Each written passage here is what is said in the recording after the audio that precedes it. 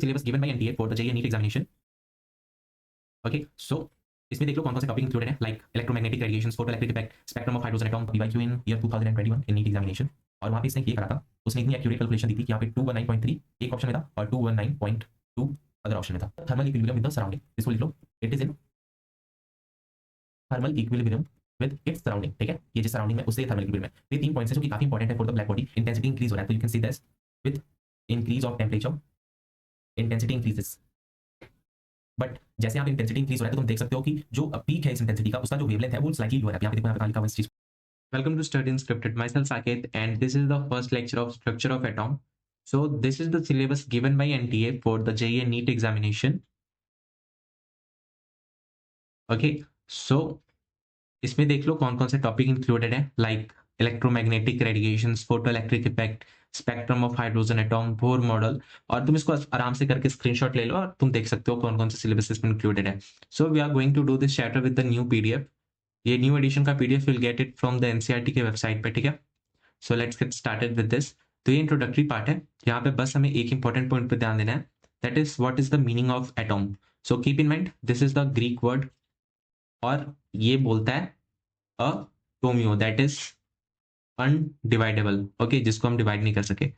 सो इस पैरा में बस यही इंपॉर्टेंट है that you can see here, ये ग्रीक वर्ड है that is the atomio which means uncuttable या फिर अनडिविजिबल, जिसको हम डिवाइड नहीं कर पाए। ठीक है, non divisible. Now this atomic theory was first time proposed by a scientist whose name was John Dalton, और ये फर्स्ट थे जिन्होंने एटॉमिक थ्योरी के बारे में बताया था, and this theory was known as the Dalton's atomic theory. Now according to this theory इन्होंने काफी चीजें बता पाई, पर काफी चीजों में फेल भी रहे बताने में। So let's check. Regards the atom of the ultimate particle of matter, मतलब इनके थ्योरी के हिसाब से एक जो एटॉम था वो अल्टीमेट पार्टिकल था मैटर का। Now Dalton's atomic theory was able to explain the law of conservation of mass, law of constant composition and law of multiple proportions, जहां से क्वेश्चंस क्रिएट हो सकते हैं। ओके, सो इन्होंने तीन लॉज को एक्सप्लेन करा। The first one that is the law of conservation of mass, this is the second one that is the law of constant composition CC, और जो थर्ड है that is the law of multiple proportions. Okay, However, ये काफी सारी चीजों को explain करने में फेल रहे हैं, और जिसका जो सबसे अच्छा एग्जांपल है you can check here. For example, it was known that substance like glass और ebonite when rubbed with silk or fur get electrically charge. तो ये तुम इलेक्ट्रिक फील्ड वाले चैप्टर में देखोगे in class 12 physics chapter 1। Like जो silk होता है वो जब रब करते हो विद द ग्लास और इबोनाइट तो ये कुछ इलेक्ट्रॉन्स की ट्रांसफर की वजह से चार्ज गेन करते हैं। फॉर एग्जांपल, सिल्क हो जाता है निगेटिवली चार्ज, और ये जो जैसे ग्लास या फिर इबोनाइट है, so these rods get positively charge. तो यहाँ पे only because of the transfer of electron this thing is happening. Okay, now अब देखो, in the end of 19th and beginning of the 20th century, they established that atoms are made of subatomic particles। मतलब atom सबसे छोटा नहीं था, but atom से भी कुछ छोटे थे, जैसे कि वो थे electron, proton and the neutrons. And these concepts were different from that of Dalton, because Dalton ने क्या बोला था, atoms are the ultimate particle of matter, but उससे भी छोटे आगे, and these particles were known as the subatomic particles। So let's move to the next page. This is the discovery of subatomic particles। तो चलो इस topic को read करते हैं। You have to make sure that जो भी points है उसको हाईलाइट कर लेना, बिकॉज यहाँ से क्वेश्चंस कम ही बनते हैं, बिकॉज यहाँ इस चैप्टर से ज्यादा क्वेश्चंस क्वांटम वाले क्वेश्चन से बनते हैं। बट जो भी एक दो क्वेश्चंस अगर क्रिएट हो पाते हैं, लाइक कैथोड रे डिस्चार्ज या फिर कनाल रे से, तो तुम उसको गलत ना कर सको। तो एनसीईआरटी के जो इंपॉर्टेंट पॉइंट्स हैं उसको ध्यान देना। फॉर एग्जाम्पल देखो, यहाँ पे लिखा हुआ है like charges repel each other and unlike charges attract each other. इसको हम काफी अच्छे से जानते हैं। और बाकी इस पैरा में देखो क्या देख रखा, an insight into the structure of atom was obtained from the experiment on electrical discharge through gases. तो यहाँ पे कुछ इलेक्ट्रिकल डिस्चार्ज थ्रू गैसेस से एक्सपेरिमेंट किया गया था, जिसका जो पहला था that was the cathode ray discharge tube, जिसको हम देखने वाले हैं। And by this discovery of electron हुआ था, और इसको जो करने वाले थे ही वाज द माइकल फैराडे। बस तुम्हें याद रखना है दैट यहाँ पे फैराडे ने एक्सपेरिमेंट किया था for the cathode ray discharge tube, और इसके जो रिजल्ट हैं that is important to note down. चलो देखते हैं। The discovery of electron, this was done by the Michael Faraday, so that the electricity is passed through the solution of an electrolyte and chemical reaction occurred at the electrodes which result in the liberation and deposition of matter at the electrodes. ये बोलना चाह रहा है that जो अपने Faraday थे उन्होंने particular nature of electricity के बारे में बताया था, that was the electrolytic cells. Okay, तो आप लिख लो particulate nature of electricity.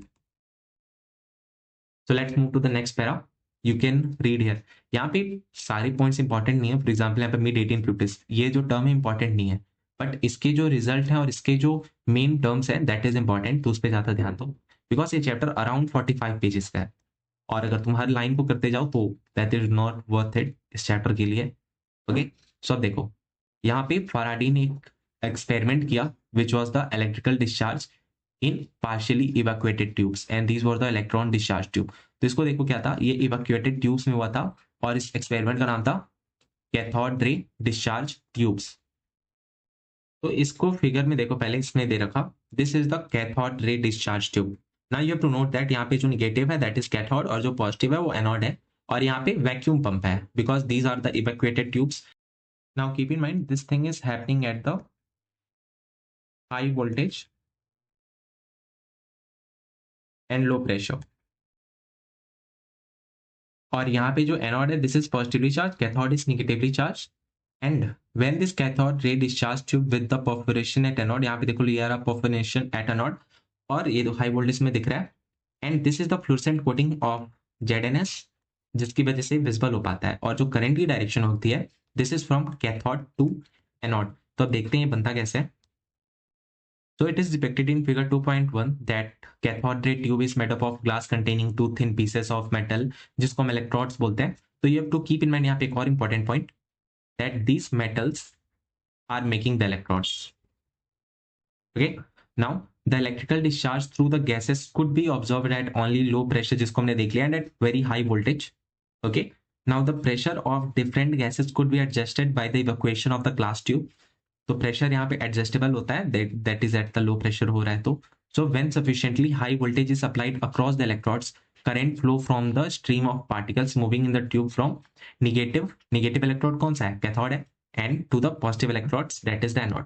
So you can say that जो इलेक्ट्रॉन की जो करंट की डायरेक्शन है that is from negative to positive that is cathode to anode. Now these were called as the cathode rays or the cathode ray particles. So this is important to know that what is the cathode ray particle. तो ये ध्यान दो these raise are invisible जिसको observe करने के लिए हमें fluorescent या फॉस्फोरेसेंट जिंक सल्फाइड चाहिए होता है. जिसको चलो देखते हैं. The flow of current from cathode to anode was further check by making the hole. और ये जो होल था this were the perforations at the anode and this were having the coating with the phosphorescent या फिर fluorescent भी हम बोलते हैं of zinc sulphide ZNS. Now when these rays after passing through the anode strike the zinc sulfide coating which was ZNS, a bright spot is developed on the coating and you can see that in the diagram. यहाँ पे जो bright coating है this is only because of presence of the ZNS. Now the result of this experiment are summarized below. तो इसके जो result के जो अब हमारे रिजल्ट हैं देखो वो क्या थे. यहाँ पे हमें डायरेक्शन पता चला दैट इज जो इलेक्ट्रॉन्स हैं सॉरी जो करंट है that is nothing but the electron only. The cathode ray start from the cathode and move towards the anode यानी कि निगेटिव टू पॉजिटिव. जो सेकेंड रिजल्ट हमें मिला the rays themselves are not visible. इसको हमें देखने के लिए क्या चाहिए होता है फ्लोरेसेंट या फिर phosphorescent which glows when hit by them. तो ये कहाँ पे मौजूद था, ये एनोड में मौजूद था. नाउ जो तुम टेलीविजन देखते हो television picture tubes are cathode ray tubes and television picture result due to the fluorescent on the television screen coated with certain fluorescent or phosphorescent material. So these television ray tubes वो पहले वाले televisions में आते थे जो बड़े बड़े box होते थे. तो उस वाले में इसकी कोटिंग होती थी फ्लोरेसेंट की, वो सर्टेन मेटल्स को लगा के फ्लोरेसेंट बनाते थे जिसकी वजह से पिक्चर्स हमें दिख पाते थे. जो हमारा जो थर्ड रिजल्ट था इन द एब्सेंस ऑफ इलेक्ट्रिक या मैग्नेटिक फील्ड, ये जो होता है स्ट्रेट लाइन में ट्रेवल करते हैं बिकॉज इलेक्ट्रॉन के पास चार्ज होगा निगेटिव चार्जली बिकॉज कनाल रे जो है वो तो एक इलेक्ट्रॉन ही है ना. तो अगर उसको तुम इलेक्ट्रिक फील्ड में डालो या मैग्नेटिक फील्ड में डालो तो उसको स्ट्रेट लाइन से डेविएट हो जाएंगी. So in the absence of this ये एक स्ट्रेट लाइन मेंटेन करेगा अपना, ठीक है, from negative to positive electron. So in the presence of electric or magnetic field, the behavior of cathode rays are similar to that is expected from negative charge particle. और इससे हमें ये पता चलता है कि ये कुछ और नहीं एक इलेक्ट्रॉन है, ठीक है. Now the characteristics of cathode रे, that is electron, cathode ray कुछ नहीं है, इलेक्ट्रॉन ही है, do not depend upon, this is very important, कि ये डिपेंड नहीं करता on the material of electrode and the nature of the gas present in the cathode ray tube. तो इसको रखो, not depend upon, that is first material of electrode and the second that is the nature of the gas. Now we can conclude that electrons are the basic constituent of all the atoms जो कि revolve करते हैं in atom, ठीक है। So let's move to the next topic, that is the charge to mass ratio of electron. So keep in mind ये है क्या, पहले इसको देखो, this is charge to mass ratio यानी कि Q/m ratio of electron, यानी कि कैथोड रे के बारे में ये भी बातें कर रहा होगा।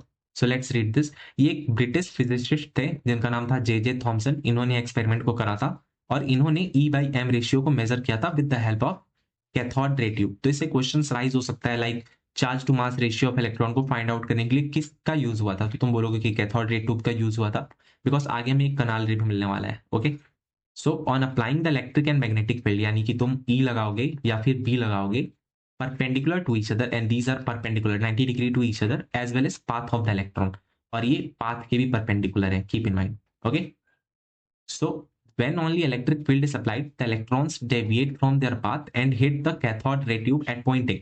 तो point A यहाँ पे, यहाँ पे, तो ये कब हो रहा है, जब only electric field is present.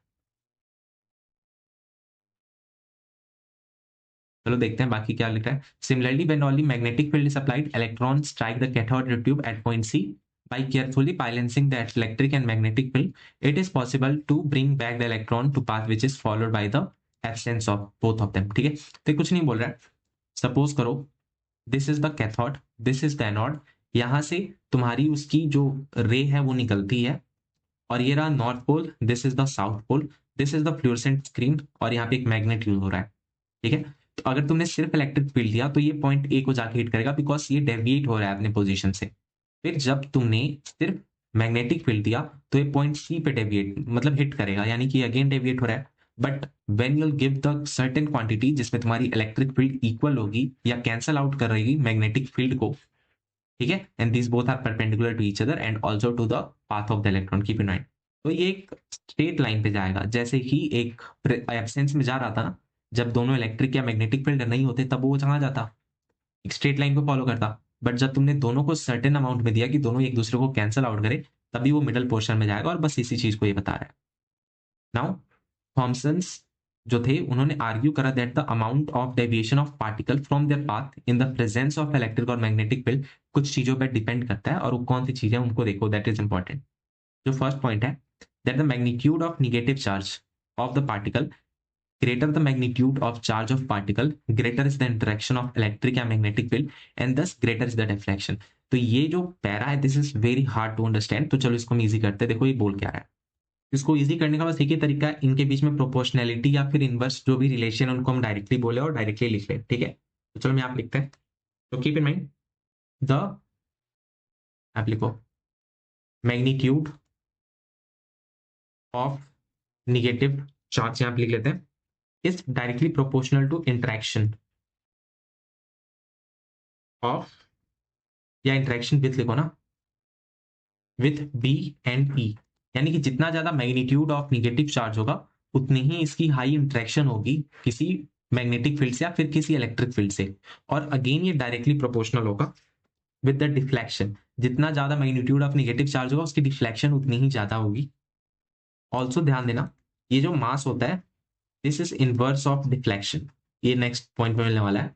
तो ये तो फिजिक्स से रिलेटेड है तो इसको ज्यादा ध्यान नहीं देना, टेंशन नहीं लेना, बस तुम इस चीज को ध्यान दे देना that the magnitude of negative charge it is directly proportional to interaction with B और E and also it is directly proportional to deflection, यानी कि जितना ज्यादा मैग्नीट्यूड ऑफ नेगेटिव चार्ज उतना ही ज्यादा उसका इंटरेक्शन होगा किसी मैग्नेटिक फील्ड या फिर किसी इलेक्ट्रिक फील्ड से, और उतनी ही ज्यादा उसमें डिफ्लेक्शन आएगी और उसकी इनवर्स होगी मास से। ठीक है, the mass of the particle lighter the particle greater deflection, same चीज को यहाँ पे पॉइंट 2 को मैंने लिखा है, मास ज्यादा तो डिफ्लेक्शन कम, डिफ्लेक्शन ज्यादा तो मास कम, यानी कि इनवर्स प्रोपोर्शनलिटी यहाँ पे आ रही है, और इस पॉइंट में यहाँ पे डायरेक्टली प्रोपोर्शनल आ रहा है, तो इन दोनों पॉइंट को ध्यान देना। नाउ जो पॉइंट 3 है that is the strength of electric E या magnetic field the deflection of electron from its original path increases with the increase in the voltage across the electrode और the strength of the magnetic field. तो कुछ नहीं बोल रहा, अगर तुम electric field को ज्यादा कर दो या फिर मैग्नेटिक फील्ड को ज्यादा कर दो तो उसकी डिफ्लेक्शन भी इंक्रीज हो जाती है, जिसको हमने यहाँ पे लिख रखा है डायरेक्टली प्रोपोर्शनल टू डिफ्लेक्शन। तो यहाँ पे जो हमने लिखा है ना मैग्नीट्यूड से डायरेक्टली प्रोपोर्शनल डिफ्लेक्शन है, तो तुम ध्यान देना ये इंटरेक्शन विद मैग्नेटिक या इलेक्ट्रिक फील्ड है ना, इससे भी डायरेक्टली प्रोपोर्शनल है डिफ्लेक्शन। ठीक है, तो ये सारे आपस में, ये तीनों के तीनों जो पॉइंट्स है, ये तीनों के तीनों पॉइंट्स आपस में डायरेक्टली प्रोपोर्शनल है। इन पॉइंट्स को तुम कहीं लिख लो बिकॉज दिस इज इंपॉर्टेंट। और जो मास है दैट इज इनवर्स। ठीक है, तो मास अगर इनवर्स है तो तुम बाकी सबसे रिलेशन खुद से फाइंड आउट कर सकते हो, कोई जरूरी नहीं कि तुम्हें बुक बोले, बट तुमने देख लिया कि हाँ मास इनवर्स है डिफ्लेक्शन के। ओके, यहाँ पे तुम देख रहे हो, तो यानी कि जो मास होगा वो इनवर्स किसके होगा, interaction with the V and D के भी, and also it will be inverse of magnitude of negative charge.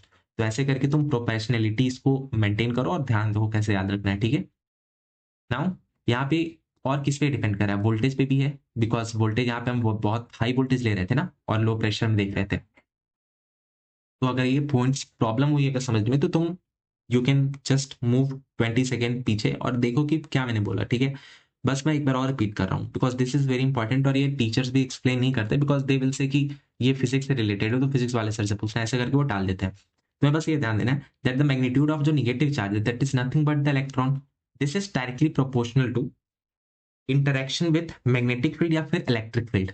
Okay, and this interaction with magnetic field and electric field it is directly proportional to the deflection of जो भी होगा electron का उसके deflection के। ठीक है, and जो मास होगा वो इनवर्स होगा इन तीनों के, because mass is inverse of deflection. तो डिफ्लेक्शन तो डायरेक्टली था ना मैग्नीट्यूड ऑफ नेगेटिव चार्ज के, तो यानी कि मास भी इनवर्स होगा मैग्नीट्यूड ऑफ नेगेटिव चार्ज के। And also this is directly proportional to the strength of voltage. अगर वोल्टेज ज्यादा होगी तो उनकी जो इंटरेक्शन होगी या फिर डिफ्लेक्शन होगी वो भी ज्यादा होगी। तो इस थर्ड पॉइंट को भी ध्यान देना, ये सब मिल्किन के सॉरी जे थॉमसन से एक्सपेरिमेंट से रिलेटेड है। ओके, जो कि Q/m पे हुआ था। ठीक है, सो अब देखो, by carrying out the accurate measurement on the amount of deflection observed by the electron in the electric field strength or magnetic field strength, जो थॉमसन थे, he was J.J. Thomson, okay, J.J. was able to determine the value of E/m, that is Q/m। तो यहाँ पे जो m है that is the mass of electron। तो इस value को तुम याद कर लो तो उसमें भी कोई दिक्कत नहीं है, और याद ना हो तो उसमें भी कोई दिक्कत नहीं है। Q जो होगा that is 1.6 10 to power minus 19 coulomb, और जो मास होगा that is 9.1 into 10 to power minus 31 kg।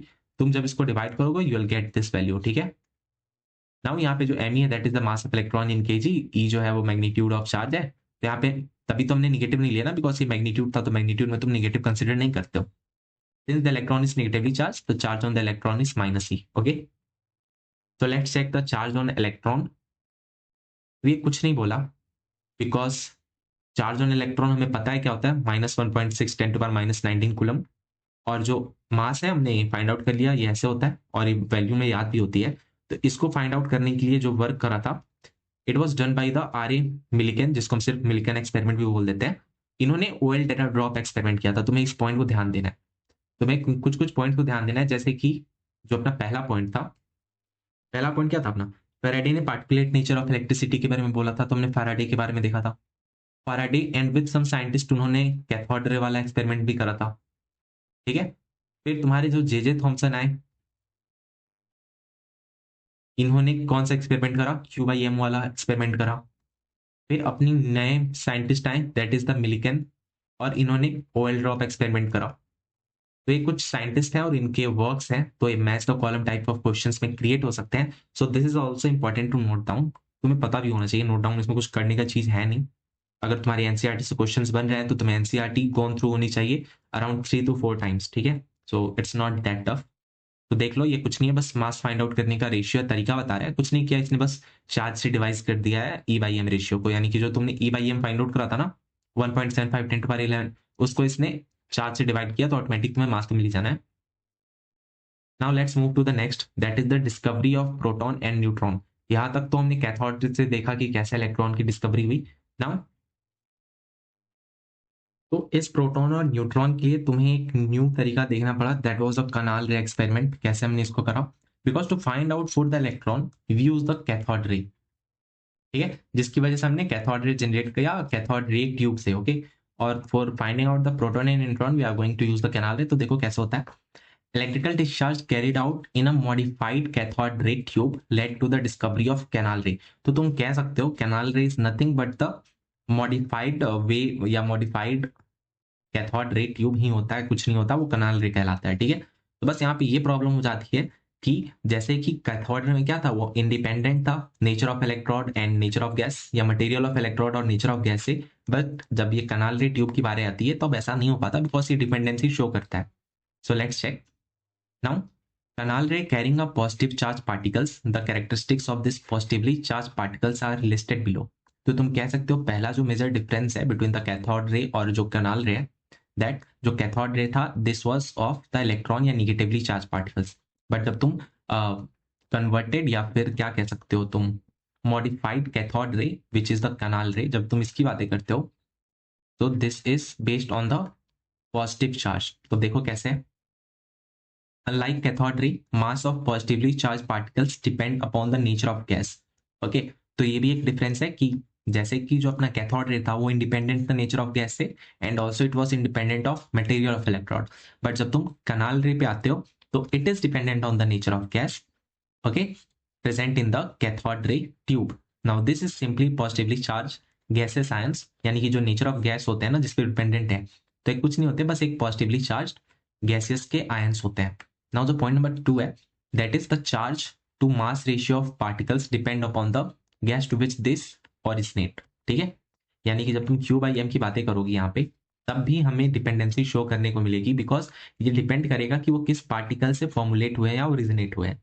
Now some of this positively charge particles carry the multiple of fundamental unit of electrical charge. ठीक है, fourth, the behavior of these particles in the magnetic and electric field is opposite to that observed in the electron in cathode ray, because यहाँ पे total nature of the charge opposite है, तो of course behaviour भी तो opposite होगा ना। Because negative में हमने क्या देखा था, इलेक्ट्रिक फील्ड जब प्रेजेंट होता था तो ऊपर की तरफ जाता था, जब इलेक्ट्रिक फील्ड नहीं होता था और मैग्नेटिक फील्ड होता था वो नीचे की तरफ आता था।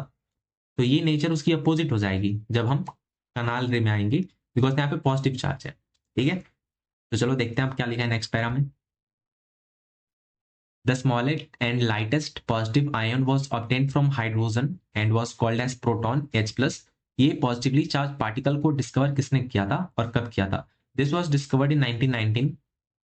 Later, need was felt for the presence of electrically neutral particle as one of them the constituent of atom। तो हमने न्यूट्रॉन की डिस्कवरी की, बिकॉज प्रोटॉन तो पॉजिटिव चार्ज था, पॉजिटिव क्यू। फिर हमने जो कैथोड रे से निकाला था वो हमारा निगेटिव चार्ज था जो कि इलेक्ट्रॉन था, बट हमें नीड जनरेट हुआ न्यूट्रॉन का, बिकॉज हमें न्यूट्रलिटी भी तो मेंटेन करना था। तो this particles were discovered by the Chadwick in 1932। यानी कि तुम कह सकते हो जो प्रोटॉन के बाद डिस्कवरी हुई है न्यूट्रॉन की। ओके, तो देखो कैसे हुआ था, by bombarding the thin sheet of beryllium of alpha particle when electrically neutral particle having the mass slightly greater than the proton were emitted। तो ये वाली जो एक्सपेरिमेंट है तुम्हें मिलेगी इन क्लास 12 फिजिक्स एटॉम वाले चैप्टर में, विथ डायग्राम एक्सप्लेन्ड है। Okay, so when will do the modern physics then हम इसको अगेन डिस्कस कर रहे होंगे। ठीक है, so the important properties of this fundamental particles are given in table 2.1। तो चलो हम देख लेते हैं प्रोटॉन और न्यूट्रॉन की जो प्रॉपर्टीज जो डिफरेंट है। यहाँ पे इलेक्ट्रॉन भी इन्वॉल्व है। तो पहली बात, this is negative charge, proton is positive charge, ये जो न्यूट्रॉन है दिस इज न्यूट्रल। ठीक है, चार्जलेस है ये। नाउ इसका जो सिंबल होता है ई, proton P, neutron N.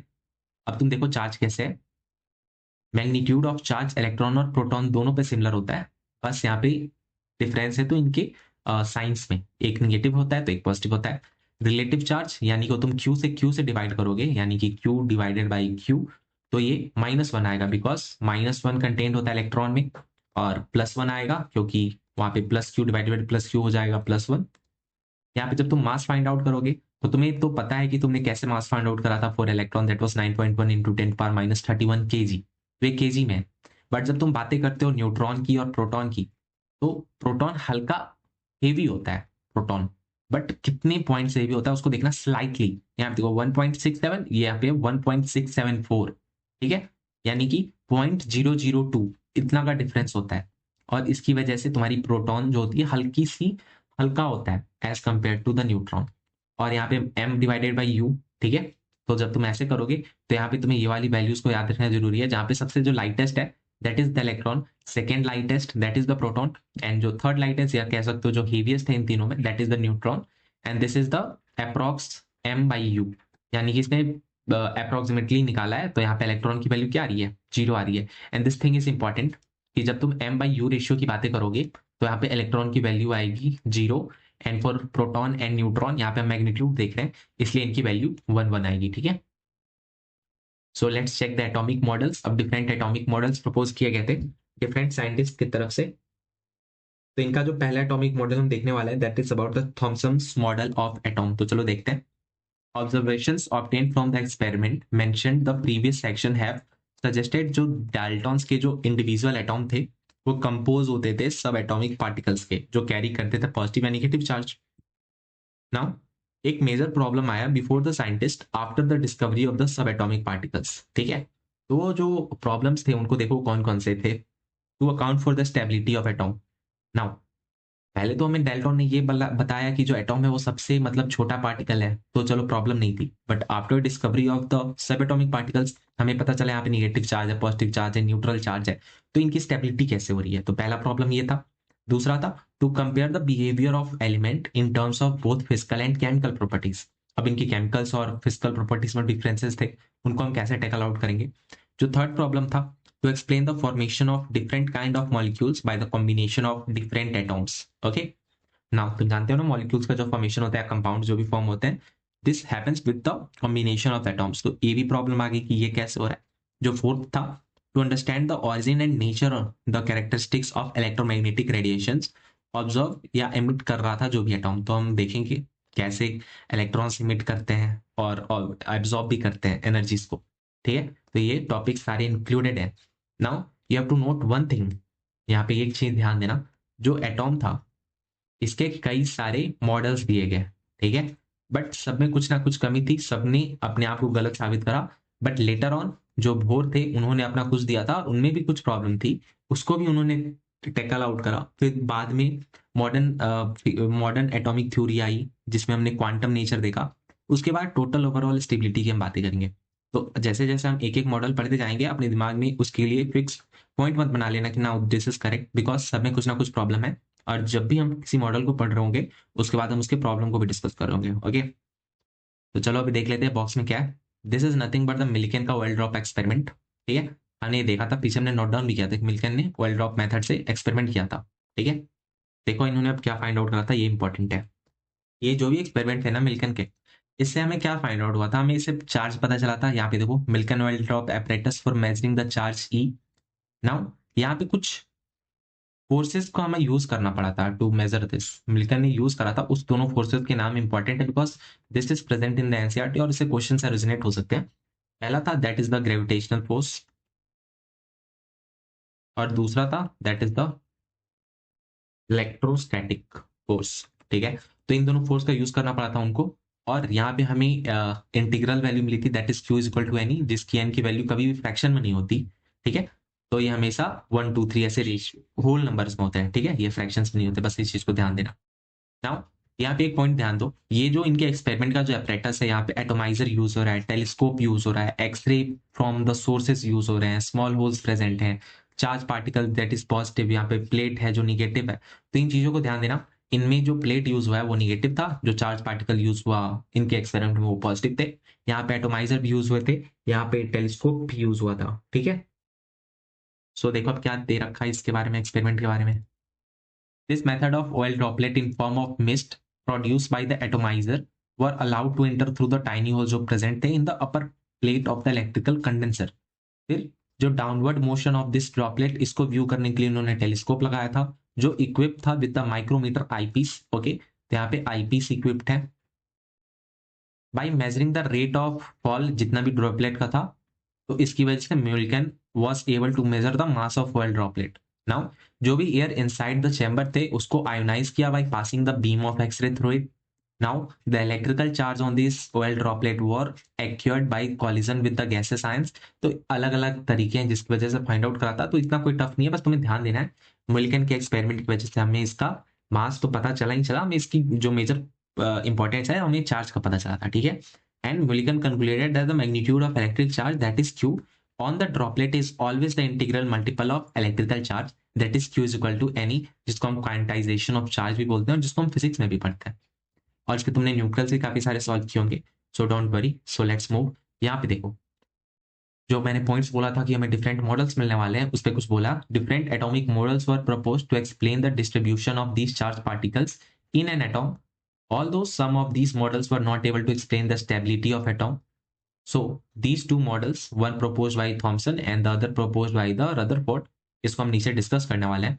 So we are going to discuss the Thomson's model of atom, जिसको हम प्लम पुडिंग या रेजिन्स पुडिंग या फिर वाटरमेलन, इसके जो तीन नेम्स है इनको भी ध्यान दे लो। थॉमसन्स के जो मॉडल है that is also known as plum pudding model, raisin pudding या फिर watermelon. Okay, so J Thomson ने एक्सपेरिमेंट किया था 1898 में। ईयर इतना इंपॉर्टेंट नहीं है, इंपॉर्टेंट ये है कि इन्होंने न्यूट्रलिटी के बारे में काफी अच्छी बातें बताई थी, ठीक है। न्यूट्रलिटी पे काफी अच्छी बातें बताई थी थॉमसन ने। एंड ऑल्सो ये फेल हो गए थे क्योंकि इन्होंने काफी सारे एजम्पशंस ले लिए थे। और जैसे कि इन्होंने क्या बोला, वाटरमेलन मॉडल बोला अगर इसको, तो इन्होंने इसको टोटली एक पॉजिटिव चार्ज माना। और जो इसके सीड्स थे ना, फॉर एग्जाम्पल जो वाटरमेलन के सीड्स होते हैं, उनको इन्होंने निगेटिवली चार्ज माना, दैट इज द इलेक्ट्रॉन। और ऐसे इन्होंने बताया कि अच्छा ये ऐसे इलेक्ट्रिकली न्यूट्रल हो जा रहे हैं, ठीक है। So let's read this. Okay, तो इन्होंने एक स्फेयर लिया जिसका रेडियस अप्रोक्सीमेटली इन्होंने 10⁻⁻10 मीटर, जो कि एक एटॉम का रेडियस होता है जनरली। तो इन्होंने पॉजिटिव चार्ज माना उस यूनिफॉर्मली डिस्ट्रीब्यूटेड स्फेयर पे, ठीक है। नाउ इन्होंने जो सीड्स माना था फॉर एग्जांपल वाटरमेलन का, इसको इन्होंने निगेटिवली चार्ज माना, जो कि इलेक्ट्रॉन्स थे कि जो डिफरेंट जगहों पे अवेलेबल थे और वो टोटल ओवरऑल न्यूट्रलिटी मेंटेन करा रहे थे। Now this can be visualised as the pudding या फिर वाटरमेलन, जो कि पॉजिटिवली चार्ज है विद प्लम्स, और सीड्स जो है वो निगेटिवली एम्बेडेड है इनमें, ठीक है। So let's read this. An important feature of this model is that the mass of the atom is assumed to be uniformly distributed over the atom, और ये जो चीज है वो गलत है। बट ये इंपॉर्टेंट इसलिए है बिकॉज ये मेन क्राइटेरिया है जिसको थॉमसन ने माना था कि इसका जो मास है वो एक यूनिफॉर्मली डिस्ट्रीब्यूटेड स्फीयर के रूप में मौजूद है। बट ऐसा होता नहीं है, you know that very well. Although this model was able to explain the overall neutrality, जो कि मेन फंक्शन था इनके मॉडल का, क्योंकि इन्होंने ओवरऑल न्यूट्रलिटी को तो बता दिया था एटॉम के, बट वो भी गलत था। But was not consistent with the results of later experiment. Thomsons were awarded with the prize in 1906, important नहीं है। तो ये जो प्राइज था वो किस चीज के लिए मिला था वो इंपॉर्टेंट है, for the theoretical and experimental investigation on the conduction of electricity by gases. इस पे इनको प्राइज मिला था, बट इनकी जो मेनली एक्सपेरिमेंट थी this was based on this neutrality, और इनका जो लैग था जिसकी वजह से ये गलत भी हुए इन फ्यूचर जाके, बिकॉज इन्होंने एक यूनिफॉर्मली डिस्ट्रीब्यूटेड मास, जो मास था ना उसको यूनिफॉर्मली डिस्ट्रीब्यूटेड बोल दिया। बट यू नो दैट ऐसा होता नहीं है, बिकॉज जो न्यूक्लियस होती है वो सिचुएटेड होता है एट द सेंटर, वहां पे ज्यादातर उसकी मास कंसिडर्ड होते हैं, ठीक है। So this is the para. अब इसको देखो इसमें क्या है। इस पैरा में तुम्हें मेनली एक्सरे के बारे में बता रखा है, ठीक है। तो चलो इसको देख लेते हैं। जो इंपॉर्टेंट पॉइंट्स है मैं तुम्हें बता दे रहा हूँ, तो तुम्हें ध्यान देना है। यहाँ पे तुम्हें देखना है एक्सरे के बारे में, और ये तब प्रोड्यूस होता है when the electron strike the dense metal, और उस मेटल को हम एनोड बोलते हैं, and this thing is called target. चलो देखते हैं क्या पे। ओके, तो this was discovered by the Roentgen, year दे रखा है। When electrons strike a material in the cathode ray tube, produce rays which can cause fluorescence in the fluorescent material outside the cathode ray tube. तो nature of जो radiation होता है उसको हमने x ray नाम दिया था, और इसको ध्यान देना यहाँ पे भी कौन इन्वॉल्व है, यहाँ पे भी कैथोड रे ट्यूब इन्वॉल्व है इन द एक्सरे ऑल्सो, ठीक है। नाउ यहाँ पे देखो, X ray are produce effectively when the electron strike the dense metal anode called target, because जो तुम्हारे इलेक्ट्रॉन्स होते थे कैथोड रे ट्यूब में वो भी कहां से ट्रेवल करते थे, from cathode to anode. But keep in mind ये एक्सरे जो है ना, एक्सरे यानी कि एक्स यानी अननोन, हम ऐसे डोनेट करते हैं ना, इसलिए इसको एक्सरे बोला गया था, बिकॉज उस समय इसका नेचर नहीं पता था। बिकॉज ये क्या करते थे, ये टोटल ओवरऑल ऐसी न्यूट्रलिटी शो करते थे कि ये डिफ्लेक्शन शो नहीं करते थे in magnetic field also, in electric field also, ये डिफ्लेक्ट नहीं होते थे। यहाँ पे लिख लो, not deflect. So these are not deflected by the electric या magnetic field and have very high penetrating power through the matter, and it is the reason these rays are used to study the interior of the object। यानी कि जो तुम CT scan करते हो या फिर MRI करते हो, जिसमें तुम 3D इमेजेस निकालते हो इनसाइड द बॉडी पिक्चर्स, तो इसके पीछे का जो रीजन है, because these are having the very high penetrating power, तो यही इनका रीजन है। ऑल्सो इलेक्ट्रिक और मैग्नेटिक फील्ड में कोई डेविएशन शो नहीं करते। तो यहाँ पे एक और पॉइंट लिख लो, इनका वेवलेंथ क्या है। इनका वेवलेंथ है 0.1 नैनोमीटर, जिसको तुम 1 एंगस्ट्रॉम भी बोल सकते हो जनरली, जिससे तुम्हें याद रह जाए। And it possesses the electromagnetic character, this is important. X rays are having the electromagnetic character and this is undeflected in B and E. Now let's check about the radioactivity. यहाँ पे हेनरी बैक्वेरेल ने observe करा था certain element जो emit करते हैं radiation खुद के, और उसको इन्होंने रेडियो एक्टिविटी बोला था। एंड जो एलिमेंट होते हैं उसको हम रेडियो एक्टिव एलिमेंट्स बोलते हैं। This field was developed by madam Marie Curie, जिसकी वजह से इनकी डेथ भी हो गई थी। नाउ जो क्यूरी थे, रदरफोर्ड थे और जो सॉडी थे, इन्होंने सबने मिलकर इस पे काम करा था रेडियो एक्टिव एलिमेंट पे। It was observe that the 3 kind of rays, और वो जो रेस थे that was the alpha, beta and gamma, जिसको तुम न्यूक्लियस वाले चैप्टर में पढ़ोगे in class 12 physics, modern physics, ठीक है, are emitted. Now Rutherford found that alpha ray consist of high energy particles carrying 2 unit of positive charge, यानी कि जो अल्फा पार्टिकल्स थे दिस आर हैविंग 2q, और इनके जो मास होते थे दैट वाज 4m, यानी कि 4 टाइम्स होते थे प्रोटॉन के, और जो चार्ज होते थे वो 2 टाइम्स होते थे प्रोटॉन के। नाउ यहाँ पे देखो 4 यूनिट एटॉमिक मास, इनको फाइंड आउट करने वाले कौन थे? रदरफोर्ड थे, जो अल्फा पार्टिकल को बताया था। He concluded that the alpha particle are helium nuclei, यानी कि हीलियम के न्यूक्लियाई थे। When alpha particle combine with 2 electrons yield helium gas, ठीक है। तो अगर तुम 2 इलेक्ट्रॉन इनको दे दो अल्फा पार्टिकल को, तो ये हीलियम गैस की फॉर्मेशन कर लेते हैं।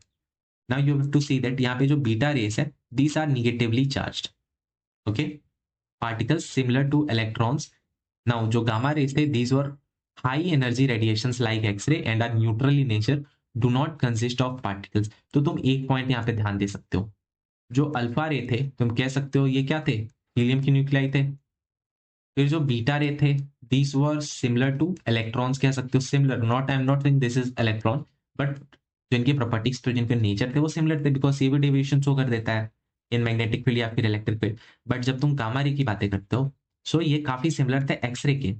Again I am saying similar, इसको ध्यान देना, बिकॉज ये भी अनडिफ्लेक्टेड था इन electric field also and in magnetic field also, और इनकी जो पेनिट्रेटिंग थी पावर वो भी हाई थी। अब देखो कैसे, जो इनकी पेनिट्रेटिंग पावर है और अल्फा पार्टिकल वो सबसे कम होती है, उसके बाद बीटा की होती है, उसके बाद गामा की होती है। तो इसको ऐसे ध्यान दे सकते हो,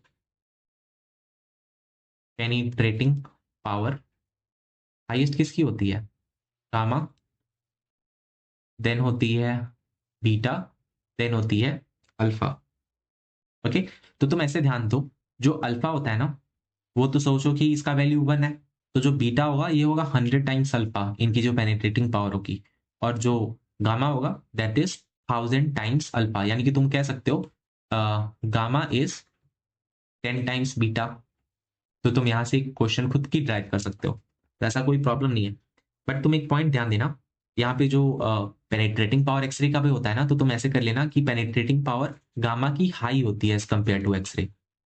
मैं पेनिट्रेटिंग पावर की बातें कर रहा हूँ, बट एक्सरे की हाई होती है किससे, बीटा रे से। तो यहाँ पे तुम एक नया सीरीज खुद का बना सकते हो ट्रेंड, और ये हो गया अल्फा। तो this is about the penetrating power, और इसको तुम कर लो highlight because this is important. सबसे high penetrating power shown by the gamma rays, second by the X-ray, third by the beta, and the last होगा जो होगा अल्फा रेस। नाउ पहला तो हमने देख लिया that was the plum pudding model, तो उसके जो 3 डिफरेंट नेम्स थे, उन्होंने एक न्यूट्रलिटी को शो करा, बट उन्होंने एक मिस्टेक करा जो कि था ऑन द बेसिस कि उन्होंने एक जो मास था उसको एज अ होल मान लिया, एज मतलब यूनिफॉर्मली डिस्ट्रीब्यूटेड मान लिया, कि जो गलत था। तो इसकी वजह से काफी सारे फ्यूचर में आने वाले एक्सपेरिमेंट उन्होंने नहीं सही कर पाया, और वो ओवरऑल लास्ट में उनका एक्सपेरिमेंट फेल कर गया। देन रदरफोर्ड आए जिन्होंने अपना न्यूक्लियर मॉडल दिया ऑफ एटॉम, तो देखो इन्होंने कैसे दिया था। So first read this, Rutherford और उनके जो स्टूडेंट थे that was the Hans Geiger and Ernest Marsden. Bombard किया उन्होंने very thin gold foil with alpha particle. So this is the source of alpha particle, जहां से अल्फा पार्टिकल निकलने वाला है। This is the lead plate, this is the photographic plate, तुम्हें बस याद देना है। ये रहा एक गोल्ड फॉइल जहां पे बॉम्बार्डिंग हो रही है अल्फा पार्टिकल की, और यहाँ पे स्कैटरिंग भी हो रही है। नाउ अब देखो, this is the beam of alpha particles जो कहां से रिलीज हो रही है, from the source of alpha particle. Now यहाँ पे है थिन गोल्ड फॉइल जहां पे आके इसकी बॉम्बार्डिंग हो रही है, और यहाँ पे जो उसके डिफ्लेक्शंस हो रहे हैं, ठीक है। तो तुम यहाँ पे एक चीज नोटिस कर सकते हो कि यहाँ पे मेजर जो है वो अनडिफ्लेक्टेड तो निकल जा रहे हैं, बट कुछ है जो टक्कर खा के डिफ्लेक्ट कर जा रहे हैं। यहाँ पे देख सकते हो, यहाँ पे स्मॉल डिफ्लेक्शंस मौजूद है। So you have to keep in mind, जो अल्फा पार्टिकल स्कैटरिंग है, ये स्ट्रीम है एक हाई एनर्जी अल्फा पार्टिकल का, जो निकलता कहाँ से, सोर्स ऑफ अल्फा पार्टिकल जो होता है, जो कि एक रेडियो एक्टिव भी हो सकता है। और यहाँ पे जो गोल्ड फॉइल होता है, इसको ध्यान देना, दिस गोल्ड फॉइल इनका जो होता है दैट इज 100 नैनोमीटर इनकी जो विड्थ होती है। और यहाँ पे भी फ्लोरेसेंट ट्यूब यूज होते हैं, दैट इज द ZNS। इससे हमें ये पता चला कि रदरफोर्ड के कुछ एक्सपेक्टेशंस थे कि कुछ ऐसे इसके रिजल्ट आने चाहिए, बट जो रियलिटी मिला वो कुछ और मिला, और जो फाइनल कंक्लूजन आया वो कुछ और आया। तो चलो इन तीनों सिनेरियोज को देखते हैं पहले। तो यहाँ पे तो इनके जो एक्सपेरिमेंट है उसको देखा जा रहा है, ये पार्टिकल्स शॉर्ट हुए in a thin gold foil, most of them pass through without any much effect, but कुछ यहाँ पे डिफ्लेक्टेड हो गए, जैसे तो यहाँ पे देख सकते हो जो डिफ्लेक्टेड वाले हैं। तो अब देखते हैं, यहाँ पे atoms of high energy alpha particle use हुए थे from the radio active source, और यहाँ पे जो थिकनेस ऑफ जो गोल्ड फॉइल थी वो 100 नैनोमीटर थी, और वो गोल्ड मेटल से बना हुआ था, या गोल्ड फॉइल कह लो। So a gold foil had the circular fluorescent zinc sulphide screen around it, जिसको हमने यहाँ पे मार्क करा था, ZNS से होता था, जो ग्लो करता था। So whenever alpha particle struck the screen, a tiny flash of light was produced at that point, जैसे कि कैथोड रे ट्यूब में भी हमने देखा था कि ऐसा होता था। So this result in the scattering experiment were quite unexpected। तो जो रिजल्ट था आप देखो क्या था। So according to Thomson model of atom, जो मास था गोल्ड एटॉम का वो क्या था, यूनिफॉर्मली डिस्ट्रीब्यूटेड था ना, इन्होंने बोला था, बट यहाँ पे कुछ अलग ही मिला हमें। देखो, the mass of each gold atom in the foil should have been spread evenly over the entire atom, and alpha particle led enough energy to pass directly through such uniform distribution of mass। So it was expected that the particles क्या होंगे, वो slow down होंगे, and वो direction change करेंगे by the small angles as they pass through the foil। But observe क्या हुआ, observe देखो ये हुआ, most of the alpha particle जो थे वो बिना किसी डिफ्लेक्शन के पास हो गए। दूसरा, small fraction of the alpha particle were deflected by small angles, जो कि एक्सपेक्टेशन था कि ज्यादातर स्मॉल एंगल से डिफ्लेक्ट होंगे, बट ऐसा हुआ नहीं। बट कुछ ऐसे भी अल्फा पार्टिकल्स थे लाइक 1 in 20,000 जो बाउंस बैक हो गया, यानी कि वो 180 डिग्री से वापस मुड़ गया। ठीक है, तो यहाँ पे देखो 180 डिग्री से कोई मुड़ता हुआ दिख रहा है, यहाँ पे तो नहीं दिख रहा मैं कोई, लेकिन तुम्हें ध्यान देना है कि 20,000 में से एक ऐसे भी थे जो 180 डिग्री पे टर्न बैक कर लिए। ठीक है, तो on basis of these observations जो रदरफोर्ड थे, इन्होंने कुछ कंक्लूजन्स निकाला अपने एक्सपेरिमेंट के हिसाब से। जो पहला कंक्लूजन था that is most of the space in the atom is empty as most of the alpha particle pass हो गया था बिना किसी डिफ्लेक्शन के। जो सेकंड कंक्लूजन था, few positively charge particles alpha particles were deflected, यानी कि सारे तो डिफ्लेक्ट नहीं हुए ना, majority of the undeflected pass हो गए थे। नाउ जो डिफ्लेक्शन हुआ था must be due to the enormous repulsive force showing that the positive charge of the atom is not spread throughout the atom as Thomson ने जैसा बोला था, बट वो गलत था, बिकॉज थॉमसन ने तो प्री एज्यूम करा था, उन्होंने निकाला तो एक्सपेरिमेंट से थोड़ी प्रूव करा था, बट यहाँ पे इन्होंने एक्सपेरिमेंटली प्रूव करा कि नहीं, ये यूनिफॉर्मली डिस्ट्रीब्यूशन तो नहीं है पॉजिटिव चार्ज का, बट वो एक सर्टेन पोजिशन पे कॉन्फाइंड थे, एंड ही वॉज करेक्ट, वो था nucleus. Okay, now the positive charge has to be concentrated in a very small volume that repel the undeflected and positively charged alpha particle, sorry, repels the deflected and positively charged alpha particle, because positive positive deflect करेंगे ना। जो conclusion था Rutherford का, जिन्होंने बोला volume occupied by the nucleus is negligibly small as compare to the volume of atom. तो जो तुम्हारा रेडियस था of atom that was 10⁻⁻10 metre, जो कि अप्रोक्सीमेटली क्या ऑलमोस्ट सिमिलर था थॉमसन के, बट यहाँ पे जो उन्होंने न्यूक्लियस का बोला दैट वाज 10⁻15 मीटर। तो one can appreciate the difference in size by realising that if, देखो क्या था, if cricket ball represent the nucleus then the radius of the atom would be about 5 kilometres. तो तुम खुद सोच लो कितना बड़ा डिफरेंस है, बिकॉज 10⁻15 मीटर और 10⁻10 मीटर में ही काफी बड़ा डिफरेंस होता है, अप्रोक्सीमेटली 10⁵ मीटर्स का। ठीक है, तो इसलिए ऐसा हो रहा है। Now on the basis of these observations, Rutherford proposed किए थे nuclear model of atom, and according to this model, positive charge and most of the mass of atom was densely concentrated in the extremely small region, and these regions were known as the nucleus। और ये जो होते थे ना nucleus, यहाँ पे क्या था, अभी हमने इसका साइज देखा, that was 10⁻15 metre, like a cricket ball in the stadium of 5 kilometres, खुद सोच लो। नाउ पॉइंट नंबर 2, जो न्यूक्लियस था, this were surrounded by electrons that move around the nucleus with the very high speed in a circular path, जिसको हमने orbit बोला था। Then, Rutherford model of atom resembles the solar system in which the nucleus play the role of sun, और जो electrons थे they revolve like the planets। जो third point था, electron and the nucleus are held together by the electrostatic force of attraction। तो यहाँ पे ये important है, नोट डाउन करना कि यहाँ पे इलेक्ट्रॉन्स और जो न्यूक्लियस थे इनको होल्ड करने वाला जो फोर्स था दैट वाज द इलेक्ट्रोस्टैटिक, और यहाँ पे अट्रैक्शन होता था। ठीक है, now let's move to the next point, that is the atomic number and the mass number, सब टॉपिक 2.2.3। तो समराइज फॉर्म में अगर हम बात करें इस टॉपिक की, तो इस टॉपिक में बस यही जानना है, जो एटॉमिक नंबर होता है जिसको हम जेड से रिप्रेजेंट करते हैं, यहाँ पे देखो क्या दिख रखा, atomic number represented by Z, and this is equal to the number of protons in the nucleus of atom, and also this is equal to the number of electron in the neutral atom. यहाँ पे neutral atom important है, because सोचो कि किसी में electron ज्यादा है electron कम है, तो उसकी वजह से उसके प्रोटॉन नंबर्स में भी डिफरेंसेस आ जाएंगे ना, इसलिए तुम इलेक्ट्रॉन नंबर के इक्वल तभी मानोगे जब वो न्यूट्रल होंगे। ओके, तो यहाँ पे एटॉमिक नंबर को हमने देखा। नाउ एक मास नंबर होता है, तो मास नंबर क्या होता है उसको देखो, यहाँ पे ये जो मास नंबर होता है ये सम होता है the number of protons and the number of neutrons के। ठीक है, तो तुम अगर फाइंड आउट करना हो कि what are the number of neutrons, तो तुम्हें मास नंबर से सब्सट्रैक्ट करना होगा नंबर ऑफ प्रोटॉन्स को। ठीक है, तो यहाँ पे हम एग्जाम्पल के साथ देख लेते हैं, बाकी यहाँ पे देखो एग्जाम्पल दे रखा है। For example the number of proton in the hydrogen nucleus is 1, जैसे कि ऐसे होता है ना, यहाँ पे क्या है, number of proton that is equal to 1। Sodium देखते हो तो सोडियम में क्या होता है, 11 होता है, खुद से काउंट कर लो ना।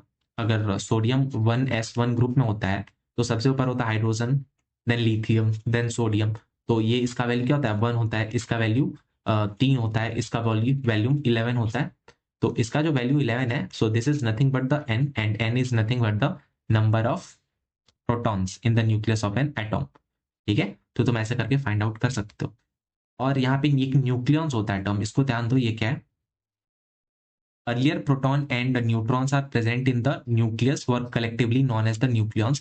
तो nucleons are nothing but the sum of electron and sum of proton and neutron, जिसको हम क्या बोल देते हैं, मास नंबर भी बोल देते हैं। Okay, so total number of nucleon is termed as the mass number A, और यहाँ पे हमने इसको देख लिया। Now let's talk about the isobar and isotope. तो जो आइसोबार होता है ना, उसके जो बेस होता है, यानी कि उसका जो प्रोटॉन नंबर है वहां पे डिफरेंस होता है, और जो आइसोटॉप होता है यहाँ पे इसके मास नंबर में कुछ डिफरेंस होता है, बस इसको ध्यान देना। यहाँ पे बार जो है वहां पे बेस में कुछ प्रॉब्लम है, यानी कि प्रोटॉन के नंबर में। यहाँ पे जो टॉप जो लिख रखा है, यानी कि उसके टॉप, यानी कि टॉप पे क्या होता है, मास नंबर होता है टॉप पे, तो वहां पे कुछ प्रॉब्लम है, ऐसे करके तुम इसको डिफ्रेंशिएट कर सकते हो। तो चलो यहाँ पे इसको हम देख लेते हैं। तो चलो हम आइसोबार की एग्जांपल को देखते हैं। पहला आइसोबार का एग्जांपल क्या हो सकता है, अगर तुम कार्बन के लिए बात करो, so that will be equal to C14, यहाँ पे लिख लो CH, और यहाँ पे C14, यहाँ पे C7। तो यहाँ पे इसका बेस पे क्या है, इसके बेस पे 6 और 7, सो दीज आर डिफरेंट, तो यहाँ पे तुम कह सकते हो दिस इज द आइसोबार। बाकी इसका जो टॉप है दैट इज 14 एंड 14, यानी कि इनके जो मास नंबर है दीज आर सिमिलर। सो यहाँ पे मास नंबर सेम है बट इनका जो प्रोटॉन नंबर है वो डिफरेंट है, so this is termed as the isobar. जब तुम आइसोटॉप की बात करोगे तो हम हाइड्रोजन के एग्जाम्पल के टर्म्स में बात करते हैं। तो हाइड्रोजन, सॉरी यहाँ पे देखो, प्रोटियम, ड्यूटेरियम एंड ट्राइटियम, तो यहाँ पे इसका जो प्रोटॉन नंबर है यानी कि जो सेम है, बट यहाँ पे डिफरेंट क्या है, इसके आइसोटॉप्स डिफरेंट है, यहाँ पे 1 है, यहाँ पे 2 है, यहाँ पे 3 है। So these are nothing but the isotopes because these are having the different mass numbers. तो बस यही होता है difference between the isobar and the isotope. So चलो अब देखते हैं इसके पैरा में क्या है। समराइज में तो हमने देख लिया। This composition of any atom can be represented by using the normal element symbol x। तो ये रहा x, ऊपर रहा a, नीचे रहा z। तो ये जो a है this is nothing but the mass number, और यहाँ पे जो z है this is nothing but the number of protons. ठीक है, या फिर एटॉमिक नंबर भी बोल सकते हो ना, z से भी इसको हम डोनेट करते हैं। नाउ यहाँ पे आइसोबार क्या होता है, आइसोबार का एग्जांपल देखो जो भी हमने डिस्कस करा, यानी कि इसके जो नंबर ऑफ एटॉम्स होंगे या फिर तुम कह लो कि नंबर ऑफ प्रोटॉन्स होंगे in the nucleus of an atom, वो डिफर करते हैं। यहाँ पे 6 है, यहाँ पे 7 है, बट जो तुम आइसोटॉप की बातें करोगे तो यहाँ पे जो बेस होते हैं, यानी कि यहाँ पे जो नंबर ऑफ एटॉम्स है वो सेम है, बट यहाँ पे जो मास नंबर है वो डिफरेंट है। तो तुम्हें एक चीज ध्यान देना है, हाँ, इसके क्या कंपोजिशन किस अमाउंट में फाउंड होते हैं, इन द अर्थ या फिर इन द नेचर, उसको तुम नोट डाउन कर लो. This isotope is called protium. Rest of the percentage of hydrogen atom contain two other isotopes. यानी कि यहाँ पे जो प्रोटियम है ना, इसकी जो क्वांटिटी है दैट इज 99.985%. ओके. बाकी जो ड्यूटेरियम है दैट इज 0.015%. बाकी जो थर्ड ट्राइटियम है जो कि रेडियो एक्टिव होता है, इसकी जो होती है काफी लो होती है. ओके. तो इसको तुम ऐसे याद कर लो, इनकी जो परसेंटेज जो फाउंड होता है अमाउंट इन द नेचर, तो सबसे हाई किसका है? इसका. Then deuterium, then last tritium. ठीक है. So let's move to the other part. Other examples commonly occurring at isotop, यानी कि isotop है यानी कि टॉप पे कुछ प्रॉब्लम है. तो टॉप पे जिस पे प्रॉब्लम है, this is having the different different mass numbers. Okay. तो यहाँ पे देखो, यहाँ पे 12 है, यहाँ पे 13 है, यहाँ पे 14 है. बाकी जो नंबर ऑफ एटॉम्स है, एटॉमिक नंबर है, वो तो सेम है. सिमिलर केस तुम किस में देख रहे हो? क्लोरीन वाले में भी देख रहे हो. ओके. तो यहाँ पे देख लो, chlorine atom containing 18 and 20 neutrons beside 17 protons. तो न्यूट्रॉन्स इसमें कैसे 18 और 20 बोला? टू फाइंड आउट न्यूट्रॉन्स तुम्हें मास नंबर से सब्सट्रैक्ट करना होता है नंबर ऑफ एटॉम्स को. So after doing this will get our value as 18 and for the this one will get our value as 20. ठीक है. So let's move to the next. पर यहाँ पे ऐसा कुछ इंपॉर्टेंट नहीं है, ये काफी बेसिक्स हैं और तुम्हें बेसिक्स पता होनी चाहिए. ये रीडिंग देने से कोई फायदा नहीं है, बट तुम्हें पता होना चाहिए जेड क्या है, ए क्या है, बिकॉज क्वेश्चंस वहीं से क्रिएट होंगे. Lastly an important point to mention that regarding isotopes is the chemical. Isotopes के एक इंपॉर्टेंट प्रॉपर्टीज होते हैं, उसको देखो. Chemical property of atoms are control by the number of electrons, यानी कि एटॉमिक नंबर से उसके केमिकल प्रॉपर्टीज कंट्रोल होते हैं. बट जो आइसोटॉप होते हैं वहां पे तो डिफरेंस किसमें होता है? उनके मास नंबर में होता है. So we can say that which are different by the number of proton in the nucleus. So the number of neutrons present in the nucleus have very little effect on the chemical properties of the element. इसकी वजह से तुम कह सकते हो that isotopes of a given element show the same chemical behavior, but this is not true for isobar. And this is important line because isobar तो dependent होता है number of atoms या number of protons कह लो, तो ये atomic number पे based है. तो एटॉमिक नंबर्स पे तो मेनली सारे केमिकल और फिजिकल प्रॉपर्टीज बेस्ड होते हैं. तो अगर यही डिफरेंट होगा तो उसके फिजिकल केमिकल प्रॉपर्टी से डिफरेंट होंगे. But when you talk about the isotope, तो आइसोटॉप पे तो सिर्फ ए डिफरेंट होता है, यानी कि मास नंबर डिफरेंट होता है. बट उनके जो नंबर ऑफ प्रोटॉन्स होते हैं, यानी जो एटॉमिक नंबर्स होता है जेड, ये काफी सिमिलर होते हैं. सिमिलर क्या, सिमिलर ही है. तो इसकी वजह से स्लाइटली कोई सिग्निफिकेंट चेंजेस नहीं देखने को मिलता इन देयर केमिकल बिहेवियर, या फिर तुम कह लो कि इनके फिजिकल बिहेवियर में. Okay. So let's move to the next page. यहाँ पे मैं क्वेश्चन मिलता है दैट इज द प्रॉब्लम 2.1. यहाँ पे मैं कैलकुलेट करना है total number of protons, neutrons and the electrons. बाकी का तो पता नहीं, but this was asked in NEET 2020 और ये काफी बार पीवाईक्यूज में भी पूछे जा चुके हैं, जेई के भी. सो यहाँ पे क्या करना है, हमें क्या फाइंड आउट करना है? प्रोटॉन, देन न्यूट्रॉन, फिर इलेक्ट्रॉन. तो यहाँ पे देखते ही तुम्हें पता चलना चाहिए, यहाँ पे जो प्रोटॉन है दैट इज इक्वल टू 35 और ये न्यूट्रल एटॉम है, यहाँ पे कोई निगेटिव पॉजिटिव नहीं है ब्रोमीन पे. तो तुम कह सकते हो यहाँ पे जो नंबर ऑफ इलेक्ट्रॉन्स हैं दिस इज ऑल्सो 35. तो यहाँ पे Z is equal to 35, number of electrons is equal to 35. जब तुम न्यूट्रॉन की बातें करोगे तो न्यूट्रॉन क्या होगा? 80 माइनस 35, तो दैट इज इक्वल टू 45. तो ये रहा 45, ये रहा 35. ठीक है. प्रॉब्लम 2.2 क्या है? The number of electron, proton and neutron are 18, 16, 16. Assign करना है मैं proper symbol of the species. तो सपोज करो कि ये रहा x, number of electrons and protons and neutrons. ठीक है. तुम्हें कुछ नहीं करना, पहले तुम्हें मास नंबर लिखना है.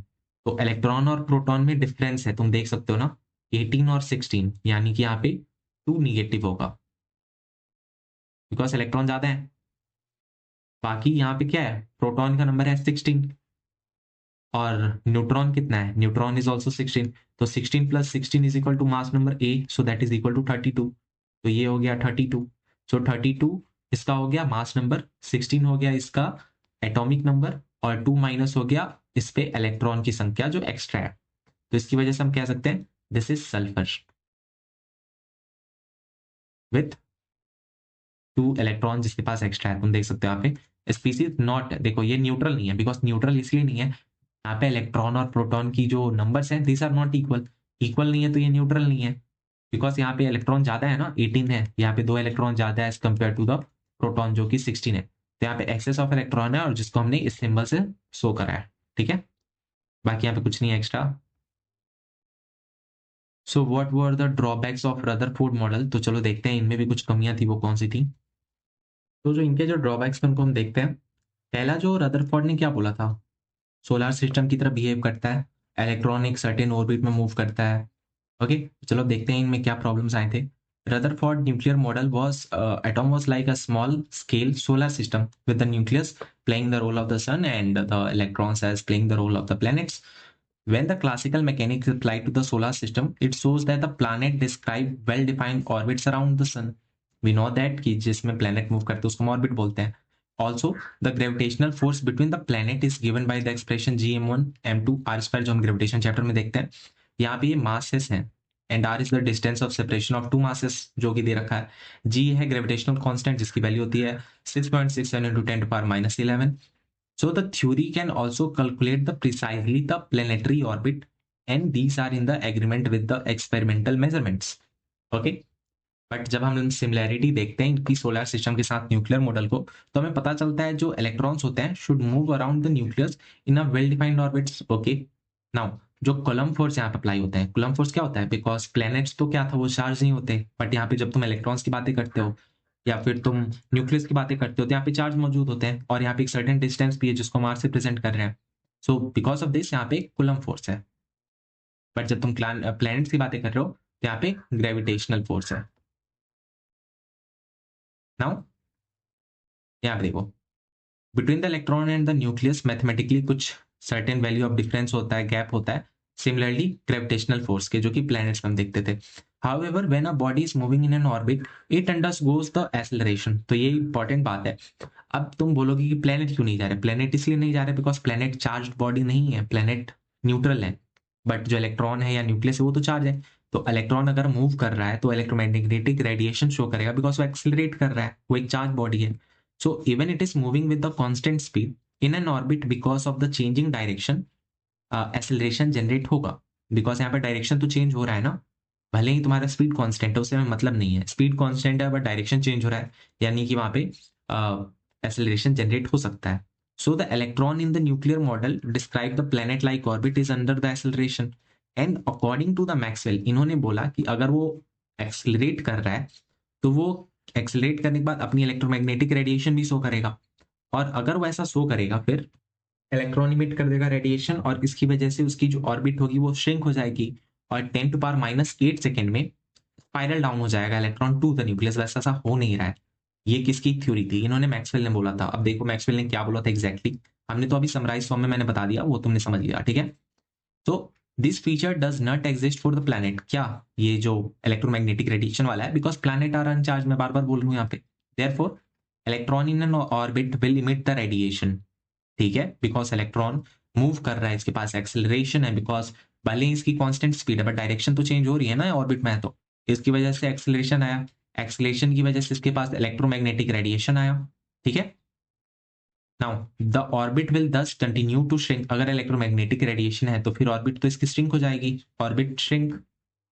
तो अगर हम कैलकुलेट करें टाइमिंग, तो 10 to power -8 सेकेंड लगेगा to spiral into the nucleus, यानी कि ऑर्बिट जहां पे इलेक्ट्रॉन मूव कर रहा है वो ऐसे ऐसे करके स्पाइरल होकर न्यूक्लियस के पास चला जाएगा in only 10 to power -8 seconds. Now but ऐसा हो नहीं रहा है, तो इस चीज को रदरफोर्ड एक्सप्लेन नहीं कर पाए थे, can not explain the stability of the atom.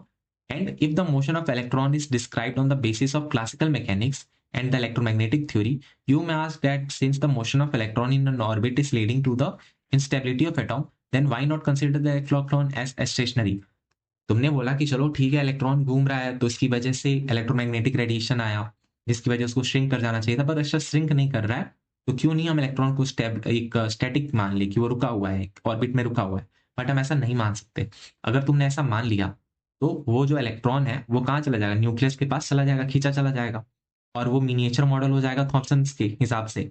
So if the electrons were stationary, electrostatic attraction between the dense nucleus and electron would pull the electron towards the nucleus and the miniature version of Thomson model create हो जाएगा। अब यहाँ पे देखो electrostatic attraction आएगा कब, stationery electron में, because dense nucleus है एंड इलेक्ट्रॉन के पास नेगेटिव चार्ज है, पॉजिटिव एंड नेगेटिव चार्ज से क्या आ गया, अट्रैक्शन आ गया, जिसकी वजह से Thomson model of atom create हो जाएगा, एक मिनिएचर फॉर्म, ठीक है। So we can say that Rutherford ने एक्सप्लेन नहीं कर पाया, क्या स्टेबिलिटी को नहीं एक्सप्लेन कर पाया, and also he was not able to explain the distribution of electron around the nucleus and the energies of this electrons. इन चीजों को रदरफोर्ड एक्सप्लेन नहीं कर पाए थे। तो हमने देखा इलेक्ट्रॉन किस किस को रदरफोर्ड एक्सप्लेन नहीं कर पाए। पहला, cannot explain the stability of atom, Rutherford, ठीक है। दूसरा, distribution of electron around the nucleus and the energies of this electrons. So ये कुछ पॉइंट्स थे जो अनएक्सप्लेन्ड रह गए बाई रदरफोर्ड, बट इन चीजों को फर्दर टैकल डाउन करा था बोर ने, BOHR, और इन्होंने अपना अलग मॉडल दिया ऑफ एटॉम का, जिसकी वजह से सारे इन्होंने प्रॉब्लम्स को सॉल्व करा, और मेनली हम इन्हीं के नेचर्स को मानते हैं कि इनका करेक्ट है। तो देखें, इनके पास भी कुछ कमियां हैं, बट उसको भी हम कंप्लीट होते हुए देखेंगे कैसे चैप्टर हमें समझाता है उस चीज को। So this is the new model, that is the Bohr model of atom. So first we discuss the Thomson-Coulomb pudding model. Second, we discuss the Rutherford model. Third, we are going to discuss the Bohr model. Okay. And in the introductory part, we did the Dalton's atomic model. Okay. So this is the Bohr's atomic model. तो इसमें देखो, bore के पास एक तो extra helping hand हो गया, because इन्होंने थोड़ा लेट चालू किया और मुकाबले, so he was having the different observations which help him. Okay, so read this. Historically, results observed from the studies of interaction of radiations with matter have provided the immense information regarding the structure of atom and molecules. तो कौन सी studies ने इनको help करा था? Interaction of radiation with matter. So because of this इनको पता चल गया था कि डुअल नेचर एग्जिस्ट करता है, वेव नेचर होता है। Now, Neil Bohr utilized this result to improve upon the model proposed by the Rutherford. Okay, तो देखो क्या हुआ था, दो डेवलपमेंट हेल्प किया मेजर तरीके से बोर को, और वो दो मॉडल्स थे। First, that the dual nature of electromagnetic radiation, which means that the radiation possesses both wave-like particles properties. Okay, मतलब वेव प्रॉपर्टीज भी एग्जिस्ट कर रहा है, उनके पास पार्टिकल नेचर भी प्रॉपर्टी एग्जिस्ट कर रहा है। नाउ जो सेकेंड उनको हेल्प कर रहा था, that was the experimental result regarding the atomic spectra. So let's discuss. Now, first we'll discuss about the dual nature of electromagnetic radiation. तो देखो, subtopic 2.3.1, wave nature of electromagnetic radiation. Then we'll discuss the particle nature. तो पहले wave nature को देखो। So in the mid 19th century, physicists actively studies the absorption and emission radiation by the heated object, because जो absorption होगा या emission होगा by the heated object will say the, मतलब वो possess करेंगे the wave nature. Okay, तो these are called the thermal radiation. तो तुम कह सकते हो ये जो वेव नेचर है, इसमें कौन सा आ रहा है पहला, that is the thermal radiation. Now they try to find out what the thermal radiation is made. It is now well known fact that thermal radiation consists of electromagnetic waves of various frequencies or the wavelength. तो जो इसके final results हैं उसको हमें ध्यान दे देना है। It is now well non fact, जो थर्मल रेडिएशन है कंसिस्ट ऑफ इलेक्ट्रोमैग्नेटिक वेव्स, जिसके पास बहुत सारे फ्रीक्वेंसी और वेवलेंथ हो सकते हैं। It is based on the number of modern concept which were unknown in the mid 19th century, because these concepts are discovered later on.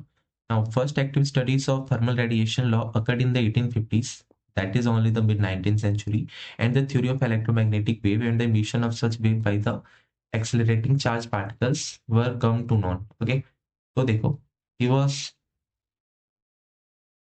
James Clerk Maxwell, जिन्होंने ये experiment को करा था, which was experimentally confirm later by the Heinrich Hertz. यानी कि इनकी जो theory थी मैक्सवेल की, उसको कंप्लीट किसने करा था, या जो टेक्निकली शो करा गया था, वो हेनरिक हर्ट्ज के द्वारा करा गया।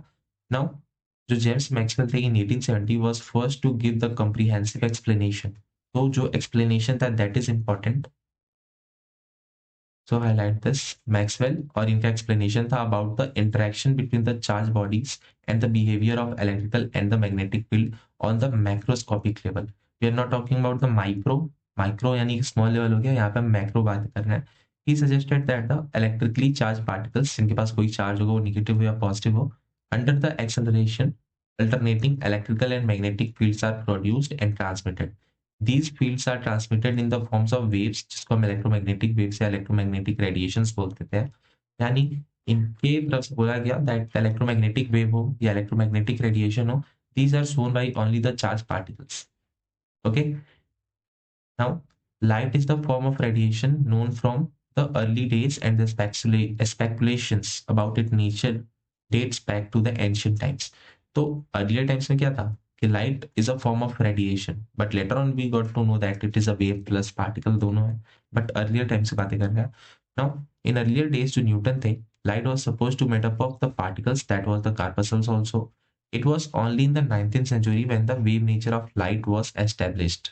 ठीक है, यानी कि तुम बोल सकते हो according to Newton light was nothing but the particle, और उसको पार्टिकल को इन्होंने कार्पसल्स नेम दिया था, जो कार्पस्कुलर थ्योरी के नाम से भी जाना जाता है. Now, Maxwell was again the first to reveal that light waves are associated with the oscillating and the electric and magnetic character. So this is very important statement जो कि मैक्सवेल की तरफ से था, that he did experiment on the basis of the macroscopic levels, and also इन्होंने बताया कि जो चार्ज बॉडीज होते हैं they have the behavior of electric and magnetic field on the macroscopic, जिसकी वजह से जो डिफरेंट ऑक्सीलेटिंग या फिर इलेक्ट्रिक मैग्नेटिक फील्ड में हमें देखने को मिलता है. तो ये यहाँ पे एक नेचर शो हो रहा है,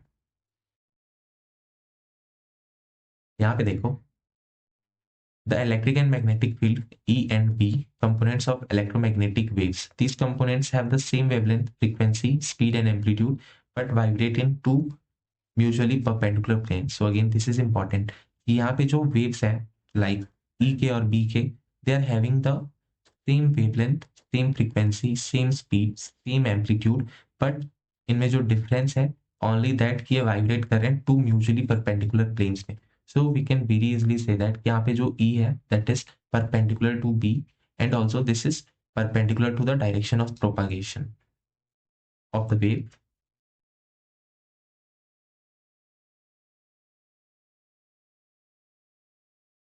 So till here we got to know that जो मैक्सवेल थे उन्होंने मैक्रोस्कोपिक लेवल पे ये बताया when electrically charged particles move under acceleration, एक अल्टरनेटिंग इलेक्ट्रिक और मैग्नेटिक फील्ड प्रोड्यूस होगा in form of waves. Also Maxwell ने बताया कि जो लाइट वेव्स होते हैं they are associated with the oscillating nature. Okay, when electric and magnetic field are present and both are perpendicular to the propagation of wave. ठीक है, और जो न्यूटन थे उन्होंने तो कार्पसल्स के बारे में बोला था. Although electromagnetic motion is complex in nature, will consider here only the few simple properties. ठीक है, तो पहला प्रॉपर्टी देखो, the oscillating electric and magnetic field produced by the oscillating charge particles are perpendicular to each other, जो हमने देखा that is like this to each other and both are perpendicular to the direction of propagation of wave. Okay, हमने ये भी लिखा है. तो जो सेकेंड प्रॉपर्टी है, unlike sound waves और waves produced in water, the electromagnetic waves, इनको कोई मीडियम नहीं चाहिए होता है, not require medium, यहाँ पे हाईलाइट करो. But keep in mind like जो साउंड वेव्स होते हैं दे रिक्वायर द मीडियम, या waves in the water they also requires the medium. ठीक है, but the electromagnetic waves do not require that medium, and also they can move in the vacuum. जो third property था इनका, that is it is now well established that there are many type of electromagnetic radiation which differ from one another in wavelength or frequency. These constitutes what is called the electromagnetic spectrum. और spectrum देखने वाले हैं कि जो different एक साथ exist कर रहे होते हैं, इसको करो पहले highlight. Now different regions of spectrum are identified by different names. Okay, तो यहाँ पे मैथ द कॉलम टाइप के क्वेश्चंस क्रिएट हो सकते हैं, और पास्ट में भी क्रिएट हुए हैं लाइक पीवाईक्यू तुम देखोगे तो कीप इन माइंड जो रेडियो फ्रीक्वेंसी रीजन्स होते हैं that is around 10⁶ hertz use for the broadcasting microwave region. ठीक है, ब्रॉडकास्टिंग के लिए यूज होता है. बट जो माइक्रोवेव रीजन होता है that is at the 10⁻10 hertz, जो कि फ्रीक्वेंसी हाइयर है as compare to the radio, and this is use for the radars. Then जो इंफ्रारेड, ओके चलो इसको हम डायग्राम्स में देखते हैं.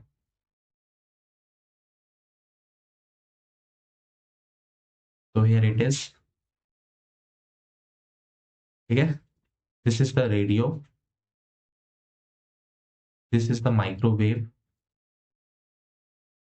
तो रेडियो को हमने देखा for broadcasting, microwave for the radars. ठीक है, इंफ्रारेड जो होता है that is around 10⁻13 hertz and used for heating. तो ये रहा 10⁻13, यहाँ पे कुछ होगा, ये रहा, और ये यूज होता है किसके लिए, हीटिंग के लिए. यूवी रेज जो होता है that is around 10⁻16 hertz and a component of sun's radiation, this is the UV. तभी तुम बोलते हैं ना कि यूवी प्रोटेक्शन सन ग्लासेस होते हैं, यूवी प्रोटेक्शन क्रीम्स होते हैं, because these are like harmful rays जिसको ओजोन ट्रैप करता है before falling out on the surface of the earth, which can partially harm as might create the cancer. Okay, तो इसका जो फ्रीक्वेंसी है that is around 10⁻16 hertz. Now small portions around 10⁻15 hertz what is ordinarily called the visible light, जिसको हम देख सकते हैं। तो कीप इन माइंड जो हम देख सकते हैं that is the visual light, और इसकी जो फ्रीक्वेंसी है दैट इज 10⁻15, यानी कि यहाँ कहीं यहाँ पे है, ठीक है, और इसने यहाँ पे शो करा है। Now let's see this, it is only this part which our eyes can see or detect. Now special instruments are required to detect the non-visible radiations. Okay, मतलब हम उसको भी डिटेक्ट कर सकते हैं बट उसके लिए हम कुछ स्पेशल कंडीशंस चाहिए होंगे। सो कीप इन माइंड, तुम एक तरीके से याद कर सकते हो, मैं बताता हूँ यहाँ पे। रेडियो डाला माइक्रोवेव में, हो गया रेड जिसको तुम इंफ्रारेड बोलोगे, और फिर लिखो यहाँ पे यू वी एक्स वाई, ठीक है। तो ये रेडियो क्या है, that is the radio wave जिसकी फ्रीक्वेंसी 10⁻6, ये माइक्रोवेव जिसकी फ्रीक्वेंसी थी 10⁻12, दिस इज द इंफ्रारेड जिसकी फ्रीक्वेंसी थी, सॉरी इसकी 10 थी, जिसकी फ्रीक्वेंसी थी 10⁻13, दिस इज द यूवी जिसकी फ्रीक्वेंसी थी 10⁻14 होती है ना इसकी, बट कीप इन माइंड ये देखना, ये तो यूवी हो गया ना, यूवी इसके बीच में होगा इंफ्रा और यूवी के बीच में होगा विजिबल, की फ्रीक्वेंसी होती है 10⁻13। देन यहाँ पे जो एक्सरे है उसकी जो हमने देखा था वेवलेंथ, हमने देखा था इसके पीछे हमने नोट डाउन किया था, that was equal to 1 angstrom.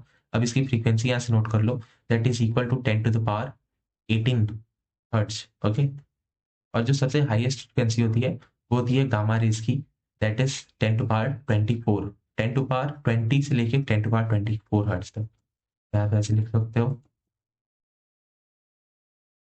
Now keep in mind, जैसे जैसे यहाँ पे फ्रीक्वेंसी इंक्रीज हो रही है, फ्रीक्वेंसी इंक्रीज हो रही है, वैसे वैसे इनकी वेवलेंथ जो होगी वहां पे डिक्रीज हो रही होगी। तो वी कैन से दैट यहाँ पे जो रेडियो वेव है इसकी जो होती होगी वेवलेंथ, यहाँ पे मैं ऐसे रिप्रेजेंट करूँ, वेवलेंथ इसकी मैक्सिमम होती होगी, और जो गामा रेज है जिसकी फ्रीक्वेंसी हाईएस्ट होती है उसकी वेवलेंथ मिनिमम होती होगी, ठीक है। And this is the visual spectrum. तो इसको तुम विबग्योर से भी नोट डाउन करते हो, वी, रुको वेट, तो this is V I B G Y O R, this is nothing but the violet, this is indigo, blue, green, yellow, orange and red. और जो रेड होता है इसके पास होता है हाईएस्ट वेवलेंथ, और जिसकी वेवलेंथ ज्यादा होती है उसकी फ्रीक्वेंसी मिनिमम होती है इन द विजिबल रीजन। यहाँ पे वी है यानी वॉयलेट है, that is having the lowest wavelength, इसलिए इसकी जो फ्रीक्वेंसी होगी वो हाईएस्ट होगी इन दिस विजिबल रेंज, ठीक है, या visible spectrum. Now read the topic point 4. That is different kind of units are used to represent the electromagnetic radiations. Okay.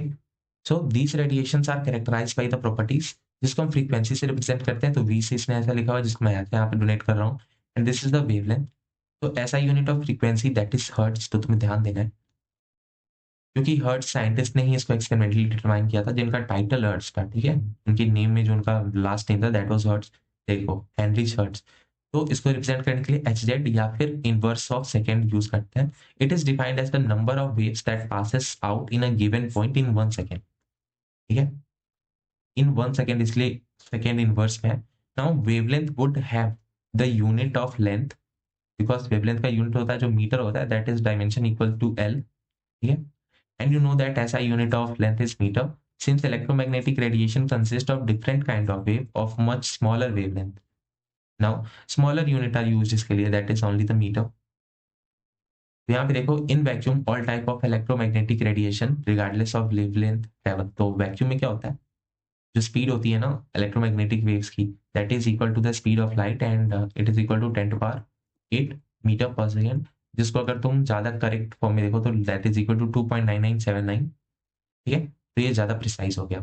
तो कीप इन माइंड अगर ये वाला वैल्यू है, so this is the precise value, and जो 3 × 10⁸ है that is the approx value. तो this is called the speed of light and it is given by the symbol c, c से represent करते हैं इसको। एंड फ्रीक्वेंसी को v से, wavelength को लैम्डा से, and the velocity of light को c से हो गया। तो this was about the spectrum part. और देखो next page, the other commonly used quantity of specially in the spectroscopy that is the wave number. और जो वेव नंबर होता है that is nothing but the inverse of wavelength. Okay, तो wave number is equal to like this, और इसका जो unit होता है that is 1 divided by metre, या मीटर इनवर्स कह लो। It is defined as the number of wavelength per unit length, यानी कि कितने वेवलेंथ हैं पर यूनिट लेंथ में, इसको हम बोलते हैं वेव नंबर को, और ये इनवर्स ऑफ वेवलेंथ होता है। तो देखो यहाँ पे units are reciprocal of wavelength that is inverse of metre. However commonly used unit होता है वो सेंटीमीटर में होता है, बिकॉज इसकी वैल्यू थोड़ी स्मॉल होती है, तो मीटर से भी छोटा यूनिट में लेना पड़ता है। नाउ यहाँ पे जो एग्जांपल है 2.3, this was the PYQ in year 2021 in NEET examination. और वहाँ पे इसने ये करा था, उसने इतनी एक्यूरेट कैलकुलेशन दी थी कि यहाँ पे 219.3 एक ऑप्शन में था और 219.2 अदर ऑप्शन में था, तो जिसकी वजह से काफी मिस्टेक हुए थे बच्चों के। ठीक है, इसको ध्यान देना। यहाँ पे कुछ नहीं करना, ये उतना इंपॉर्टेंट नहीं है, इसके फॉर्मूले को पहले समझो ये क्या है। तो यहाँ पे करना क्या है, which part of the electromagnetic radiation does it belong, हमें ये बताना है, और कैलकुलेट करना है the wavelength of the electromagnetic radiation emitted by the transmitter. और हमें यहाँ पे किलो हर्ट्ज दे रखा है। ठीक है, तो किलो हर्ट्ज क्या है, फ्रीक्वेंसी है, और फ्रीक्वेंसी क्या होता है,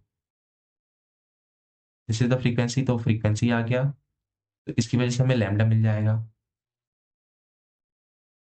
इसने बस कुछ नहीं किया, इस फॉर्मूले से इसने डिवाइड करा है फ्रीक्वेंसी को, और यहाँ पे जो सी है that is nothing but the speed of light. तो ये तो तुमने फाइंड आउट कर लेना है इजिली, 219.3। तो तुम्हें कैसे पता चलेगा कि this belongs to which frequency, आप किस वेव से बिलोंग कर रहा है, यहाँ पे पूछा है ना विच स्पेक्ट्रम, इलेक्ट्रोमैग्नेटिक स्पेक्ट्रम। तो तुम्हें खुद ध्यान देना है, इसकी जो फ्रीक्वेंसी है that is equal to 16 kilo hertz, जो क्वेश्चन में दे रखा है। So that is equal to 1.3 into 10 to the power 6 hertz. तो तुमने देखा था ना, जो 10 टू पावर 6 हर्ट्ज होते हैं, these are mainly belong to the radio waves. ठीक है, जो ब्रॉडकास्टिंग में यूज होते हैं। तो अगर फ्रीक्वेंसी रेडियो वेव्स का है तो वेवलेंथ भी उसी का होगा ना, सो दैट इज अराउंड 219, या कह सकते हो कि 200 से जो 300 मीटर के बीच वाले होते हैं ना wavelength, this belongs to this range. ठीक है,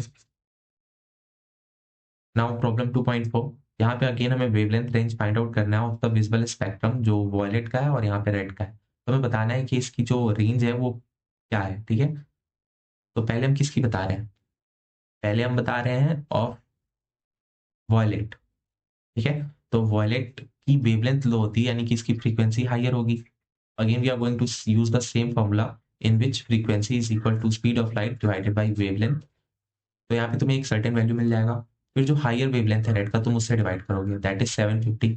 सो after doing this will get a value of this frequency. तो इसकी जो रेंज होगी that will be around 4 to 7.5 into 10 to power 14 hertz in terms of frequency units. ठीक है, and you know that जो visible range होता है उसका जो फ्रीक्वेंसी होता है वो 10 to power 14 होता था। ठीक है, विजिबल के लिए 10 to power 14 हर्ट्ज उसकी फ्रीक्वेंसी होती थी। In the problem 2.5 we are going to calculate the wave number. Wave number क्या होता है, 1 डिवाइडेड बाई लेमडा। ये पॉइंट ए में हमें फाइंड करना है। In B frequency of yellow radiation having the wavelength of 1800 angstrom. तो बी में हमें फ्रीक्वेंसी फाइंड आउट करना है। So again will use the same formula जो काफी कॉमन है। तो आफ्टर डूइंग दिस हमें जो फ्रीक्वेंसी मिलेगा that is around 5.7 to 10 to power 14 hertz बोल लो या पर सेकंड बोल लो, बोथ आर सेम। और जो फर्स्ट में जिसमें हमें वेव नंबर फाइंड आउट करना था, इसमें हमें कुछ नहीं करना, ये जो 1800 एंगस्ट्रॉम है इसको 1 से डिवाइड कर देना है। तो यहाँ पे देख लो, एंगस्ट्रॉम की वैल्यू होती है 10 to power -10 metres. After doing this will get the value in the centimetre, because हमने टेक्स्ट में देखा था कि जो मोस्ट कॉमन यूनिट होता है that is the centimetre, but जो ऐसा यूनिट होता है वो मीटर में होता है। तो क्वेश्चन की डिमांड के हिसाब से ऑप्शन में जो रहे तुम्हें उससे फाइंड आउट करना होगा, मीटर हो या सेंटीमीटर हो। ठीक है, so let's move to the next, that is 2.3.2, that is the particle nature of the electromagnetic radiation and the Planck's quantum theory। तो अभी तक जो हमने डिस्कस किया, we discuss about the wave nature of the electromagnetic radiation, जिसमें हमें पता चला कि जो वेव होते हैं irrespective of anything वो कोई मीडियम नहीं रिक्वायर करते, उनकी जो स्पीड होती है that is the speed of light. और इसमें मैक्सवेल ने काफी सारा हेल्प करा था। ठीक है, और भी चीज याद रखना, जो इंटरफेरेंस होता है या फिर डिफ्रैक्शन होता है this also shown by this wave nature. पर जब हम देखेंगे पार्टिकल नेचर को तो हमें फोटो इलेक्ट्रिक, क्वांटम्स या जो डिफरेंट ब्लैक बॉडी रेडिएशंस होते हैं, या फिर तुम कह सकते हो कि हीट कैपेसिटी सॉलिड का होता है, तो ये सब किससे शो होता है? By this particle nature. Also जो कार्पसल थे, न्यूटन के जो कार्पस्कुलर थ्योरी थे, this was also mainly based on this only, जो particle nature of electromagnetic radiation थी। So let's get started with this. Okay, तो let's read the text. Text में क्या लिख रखा? Some of the experimental phenomenon such as diffraction या फिर interference can be explain by the wave nature of the electromagnetic radiation, जो कि मैंने अभी बोला। तो व्हाट इज द डिफ्रैक्शन या इंटरफेरेंस? तो यहाँ पे इसने दे रखा है, you can read it from here. Diffraction, that is the bending of wave around an obstacle. ठीक है, फॉर एग्जाम्पल कोई वेव आ रहा है ऐसा, और यहाँ पे एक तो ऑब्स्टिकल है जिसकी वजह से जो वेव है वो कुछ बेंड हो जाता है। So this is nothing but the diffraction. Now जो इंटरफेरेंस होता है is the combination of two waves of the same और different frequency to give the wave distribution at each point in space is the algebraic or vector sum of the disturbance of the point result in each interfering wave। तो इसको बस इतना ध्यान देना, ये जो interference होता है इसको हम फिजिक्स में भी देखने वाले हैं, जो कि कुछ नहीं होता, बस कॉम्बिनेशन है जिसमें मोर देन वन वेव यानी कि टू वेव प्रेजेंट होते हैं, वो भी सेम या डिफरेंट फ्रीक्वेंसी में हो सकते हैं, to give a wave whose मतलब सम ऑफ वेव। ठीक है ना, एक दूसरे के ऊपर वो वेव जो होंगे वो कॉन्साइड कर रहे होंगे at each point in space, जिसकी वजह से हमें अलजेब्रिक या वेक्टर सम वेव का निकालना पड़ता है, और हमें डिस्टर्बेंस देखना पड़ता है हर पॉइंट पे कि कैसे इंटरफेयर हो रहा है दोनों वेव्स के बीच में। तो कुछ नहीं, इंटरफेरेंस इज नथिंग बट दो वेव का कॉम्बिनेशन कह लो, और deflection is nothing but the bending of wave कह लो। ठीक है, so these both were shown by this wave nature of electromagnetic radiation. Now we are going to check for the particle nature. तो देखो, however in the following are some of the observations which could not be explained with the help of even electromagnetic theory of the 19th century, जो कि हमने देखा था classical physics से। तो देखो, so the nature of emission of radiation from hot bodies, जो black body radiations होते हैं, ये हमें waves explain नहीं हो सकता, so this is explained with the help of this particle nature of electricity। जो second point था, ejection of electron from the metal surface when radiation strike it, that is the photoelectric effect।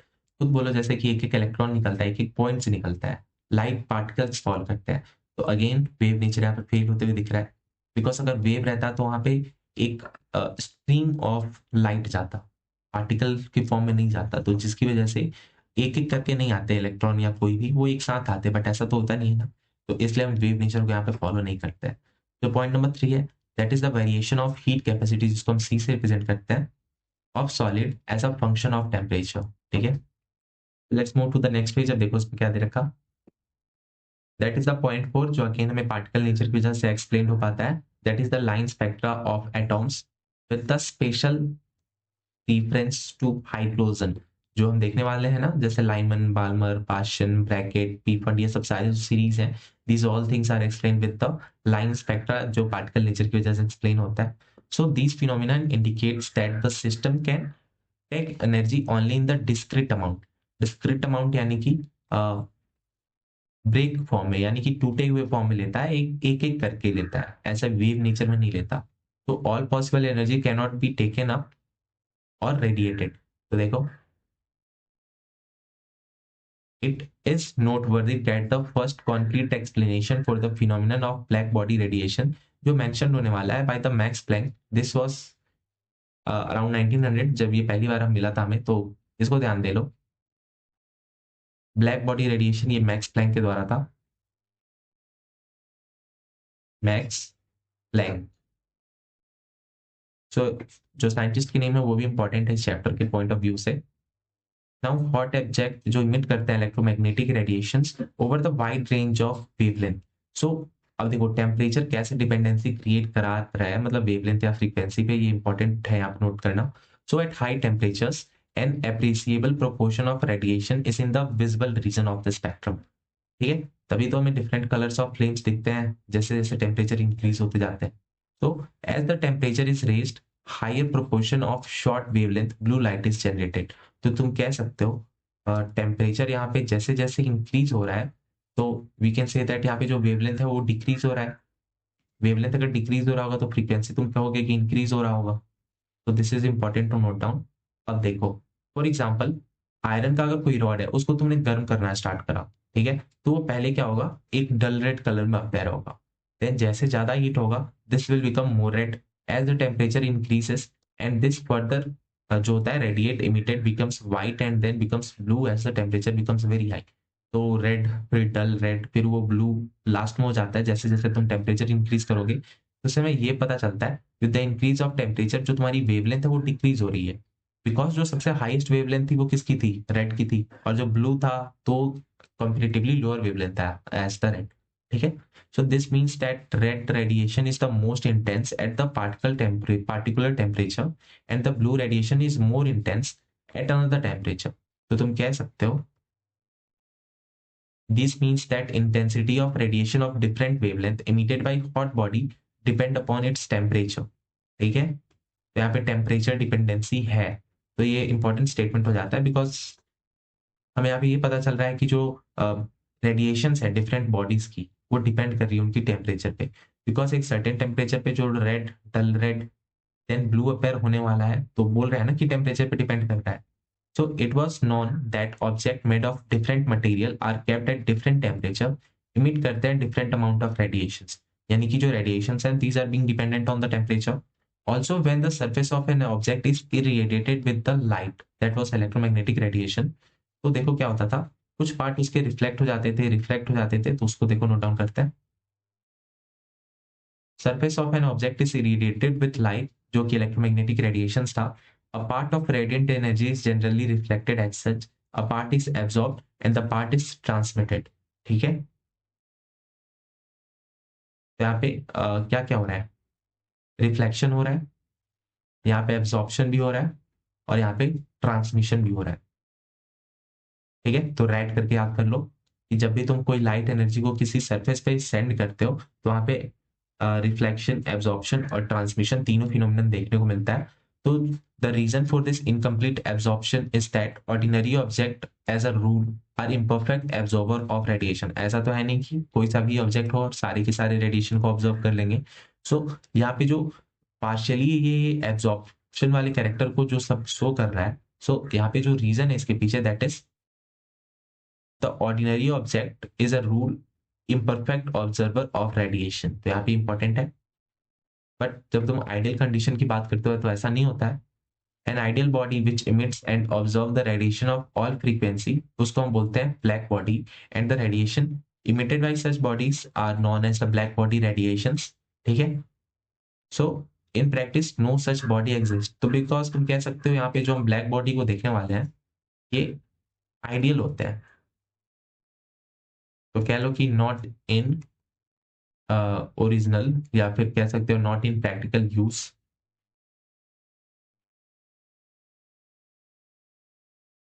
Not practical, ठीक है, because black body क्या होता है, जो भी यहाँ पे तुम रेडिएशंस भेजो वो एब्जॉर्ब हो जाते हैं, वो किसी भी फ्रीक्वेंसी के हो सकते हैं, ठीक है। नाउ देखो यहाँ पे कार्बन ब्लैक जिसकी अप्रोक्सीमेटली वेरी क्लोज होता है ब्लैक बॉडी के, फेयरली क्लोज। तो कार्बन ब्लैक बिकॉज ये बहुत ही डार्कर होता है, ये अपने लाइट को रिफ्लेक्ट नहीं होने देता, वो majority of the portion like 99.9 वो एब्जॉर्ब कर लेता है, इसलिए तुम कह रहे हो कि ये फेयरली क्लोज है ब्लैक बॉडी के। So a good physical approximation to a black body is a cavity with a tiny hole. अब हम क्रिएट करने वाले हैं कि कैसे हम क्रिएट कर सकते हैं किसी ब्लैक बॉडी को, तो चलो देखते हैं। सो अगर तुम समराइज फॉर्म बोलो कि ब्लैक बॉडी का क्या होगा, तो ब्लैक बॉडी का समराइज फॉर्म यही होगा कि that this body can emit and observe all frequencies, okay. तो इसको आप लिख लो, इमिट एंड एब्जॉर्ब्स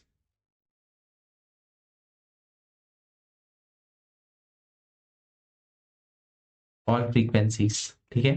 तो these are nothing but the BV that is black body. तो आप देख सकते हो ना, इमिट भी कर रहा है और एब्जॉर्ब भी कर रहा है, तो कंफ्यूज मत होना, इमिट एंड एब्जॉर्ब, बिकॉज इनके पास रिफ्लेक्शन ये शो नहीं करते, बिकॉज ये मेजोरिटी ऑफ द पोर्शन को एब्जॉर्ब कर रहे हैं।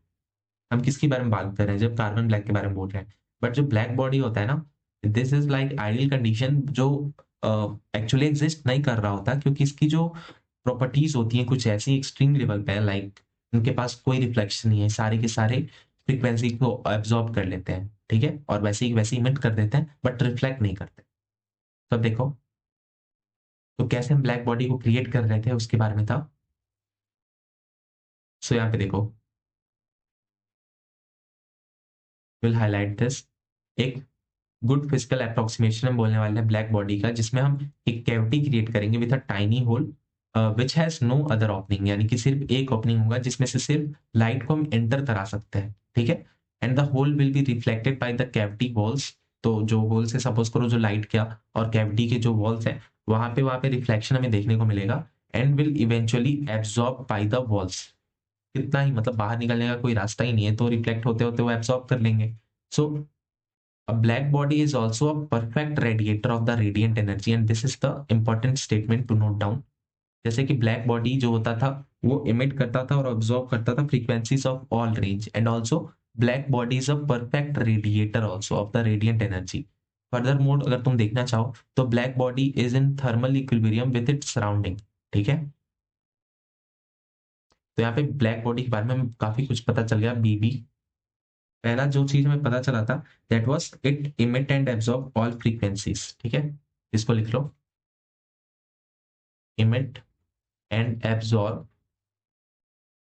All frequencies. जो दूसरी पॉइंट पता चली is a perfect radiator, radiator of radiant energy R E. जो थर्ड पॉइंट इसमें पता चला that it is in the thermal equilibrium with the surrounding. इसको लिख लो, it is in thermal equilibrium with its surrounding, ठीक है। ये जिस सराउंडिंग में उससे ये थर्मल इक्विलिब्रियम है। तो ये तीन पॉइंट्स हैं जो कि काफी इंपॉर्टेंट है for the black body, and you will have to note that ये जो ब्लैक बॉडी होता है यहाँ पे हमने एक क्लोज वैल्यू इसमें पता करा था, that was the carbon black, जो कि इससे काफी क्लोज होता है, बट वो एक्चुअली ब्लैक बॉडी होता नहीं है, बिकॉज ब्लैक बॉडी एक आइडल कंडीशन है तो जो एग्जिस्ट ही नहीं कर रहे होते नेचर में और वो प्रेजेंट नहीं होते। ये थ्योरेटिकल है जो हम बुक्स में देखते हैं। So it radiates some amount of energy per unit area and it absorbs from the surrounding in a given unit in a given time, ठीक है। तो ये भी इंपॉर्टेंट नहीं है, बस तुम्हें याद करना है कि it is a perfect radiator of radiant energy and also it is in thermal equilibrium with its surrounding. So the amount of light emitted, intensity of radiation from a black body and its spectral distribution depend only on its temperature। तो तुम कह सकते हो ये dependency भी show कर रहा है किस पे, टेम्परेचर पे। So at a given temperature, intensity of radiation emitted increases with the increase of wavelength, reaches the maximum value and start decreasing with the further increase of wavelength। तो यहाँ पे तुम फिगर से देखो, जैसे जैसे वेवलेंथ इंक्रीज कर रहा है उसकी इंटेंसिटी इंक्रीज हुई, ठीक है, एक सर्टेन यूनिट तक, एंड जैसे फिर उसने आगे वेवलेंथ को इंक्रीज करा वही इंटेंसिटी डिक्रीज होने लग रही है, ठीक है। So also as the temperature increases maximum of the curve shifts to the short wavelength, and also several attempts were made to predict the intensity of radiation as a function of wavelength। तो क्या बोलना चाह रहे हैं इसको देखो, तो ये जो ग्राफ दे रखा this is very important because यहाँ पे काफी सारी चीजें नोट डाउन करने को। तो देखो जैसे जैसे यहाँ पे वेवलेंथ इंक्रीज हुआ इंटेंसिटी इंक्रीज हो रहा है, ठीक है, और एक सर्टेन अमाउंट पे जैसे वेवलेंथ तुमने इंक्रीज करा वो इंटेंसिटी डिक्रीज हो रहा है after gaining the maximum intensity value. Also जब तुमने टेम्परेचर इंक्रीज करा, यहाँ पे जो T2 है that is higher temperature as compare to T1, तो यहाँ पे इंटेंसिटी इंक्रीज हो रहा है। तो you can see this with increase of temperature intensity increases, but जैसे यहाँ पे इंटेंसिटी इंक्रीज हो रहा है तो तुम देख सकते हो कि जो पीक है इस इंटेंसिटी का उसका जो वेवलेंथ है वो स्लाइटली लोअर है। यहाँ पे देखो, यहाँ पे कहाँ लिखा हुआ है इस चीज को, temperature increase maximum of the curve shifts to the shorter wavelength, ये रहा मैक्सिमा। तो ये शॉर्टर वेवलेंथ पे अराउंड तुम कह सकते हो कि ये 500 नैनोमीटर पे है, बट जब टेम्परेचर लोअर था तो उस कंडीशन में यहीं पे कितने पे था, अराउंड 2000 नैनोमीटर पे था। So several attempts were made to predict the intensity of radiation as a function of wavelength. तो ये इंटेंसिटी था as a function of wavelength with the help of graph जिसको हमने देखा। तो इस ग्राफ को ही पहले रीड करना सीख लो।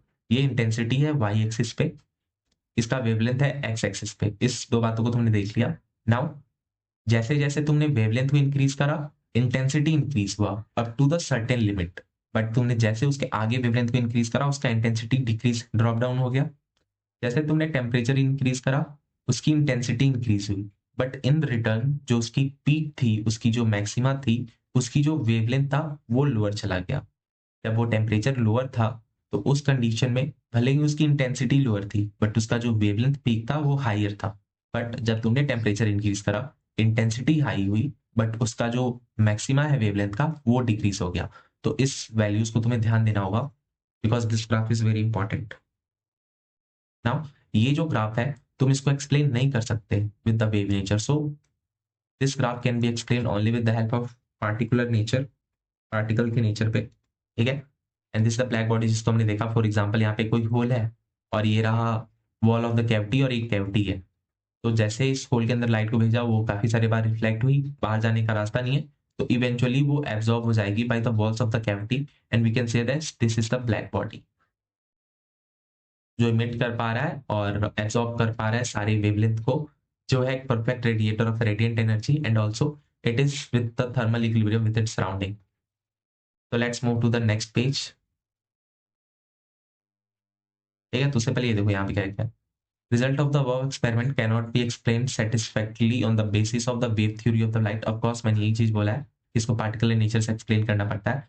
Max Planck arrived at the satisfactory relationship by making the assumption that the absorption and emission of radiation arises from the oscillator, that is atom in the wall of the black body। so from this line we can say that जो black body पे काम करने वाले scientist थे ही was the Max Planck, और इनके assumption के हिसाब से जो ब्लैक बॉडी एब्जॉर्प्शन या इमिशन कर रहा था ऑफ रेडिएशन, ये किसकी वजह से हो रहा था, this was happening because of the oscillator. तो ऑक्सीलेटर किसे कहते हैं, फिजिक्स में तो कुछ और होता है बट केमिस्ट्री में समझो, oscillator that is the atom in the wall of the black body.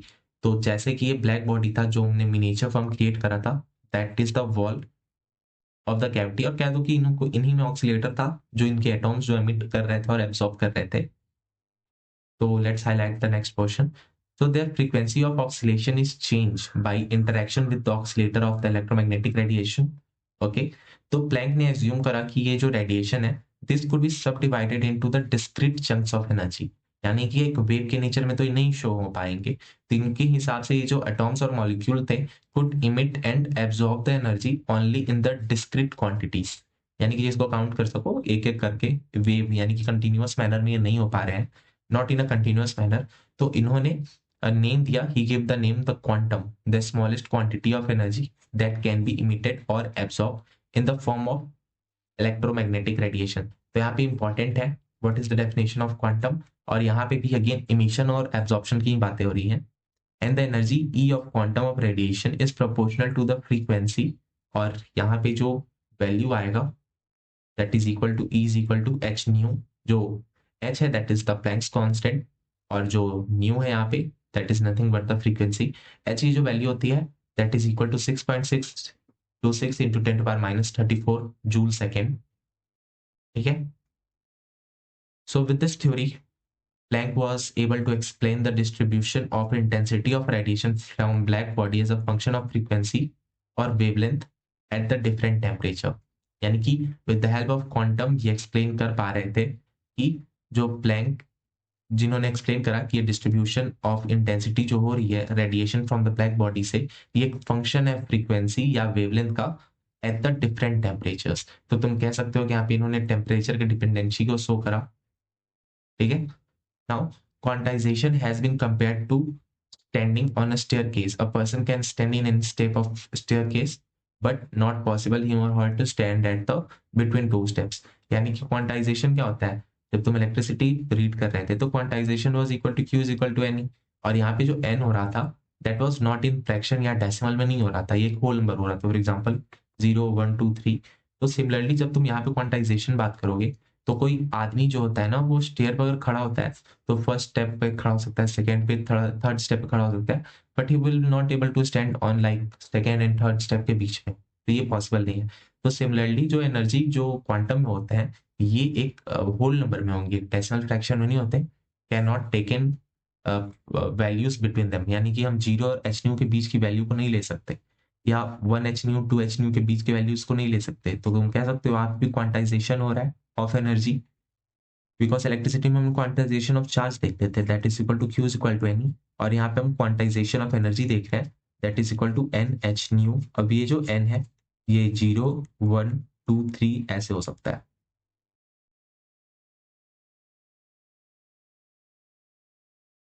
Now check the figure 2.9. That is the equipment for studying the photoelectric effect.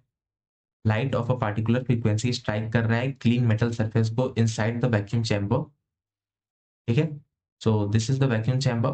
ये एक metal surface है, यहाँ पे light है जो fall कर रहा है इस metal surface पे, जिसकी वजह से electrons emit हो रही है। After suppose करो जो light है उसकी हम energy देखेंगे, अगर वो higher than the energy of the work function है तो उसकी वजह से इलेक्ट्रॉन्स इमिट होंगे। फिर ये इलेक्ट्रॉन्स डिटेक्टर डिटेक्ट करेगा, फिर मीटर से काउंट होगा कि इलेक्ट्रॉन की स्ट्रेंथ क्या है, और तब हम पता लगा पाएंगे हाँ एक्चुअली फोटो इलेक्ट्रिक इफेक्ट हो रहा है कि नहीं। So electrons are rejected from the metal और counted by the detector, then measures their kinetic energy, that measures their kinetic energy. यानी कि दिस इज इंपॉर्टेंट स्टेटमेंट, आप इसको हाईलाइट कर लो। जो डिटेक्टर है ना, मेजर्स देयर काइनेटिक एनर्जी।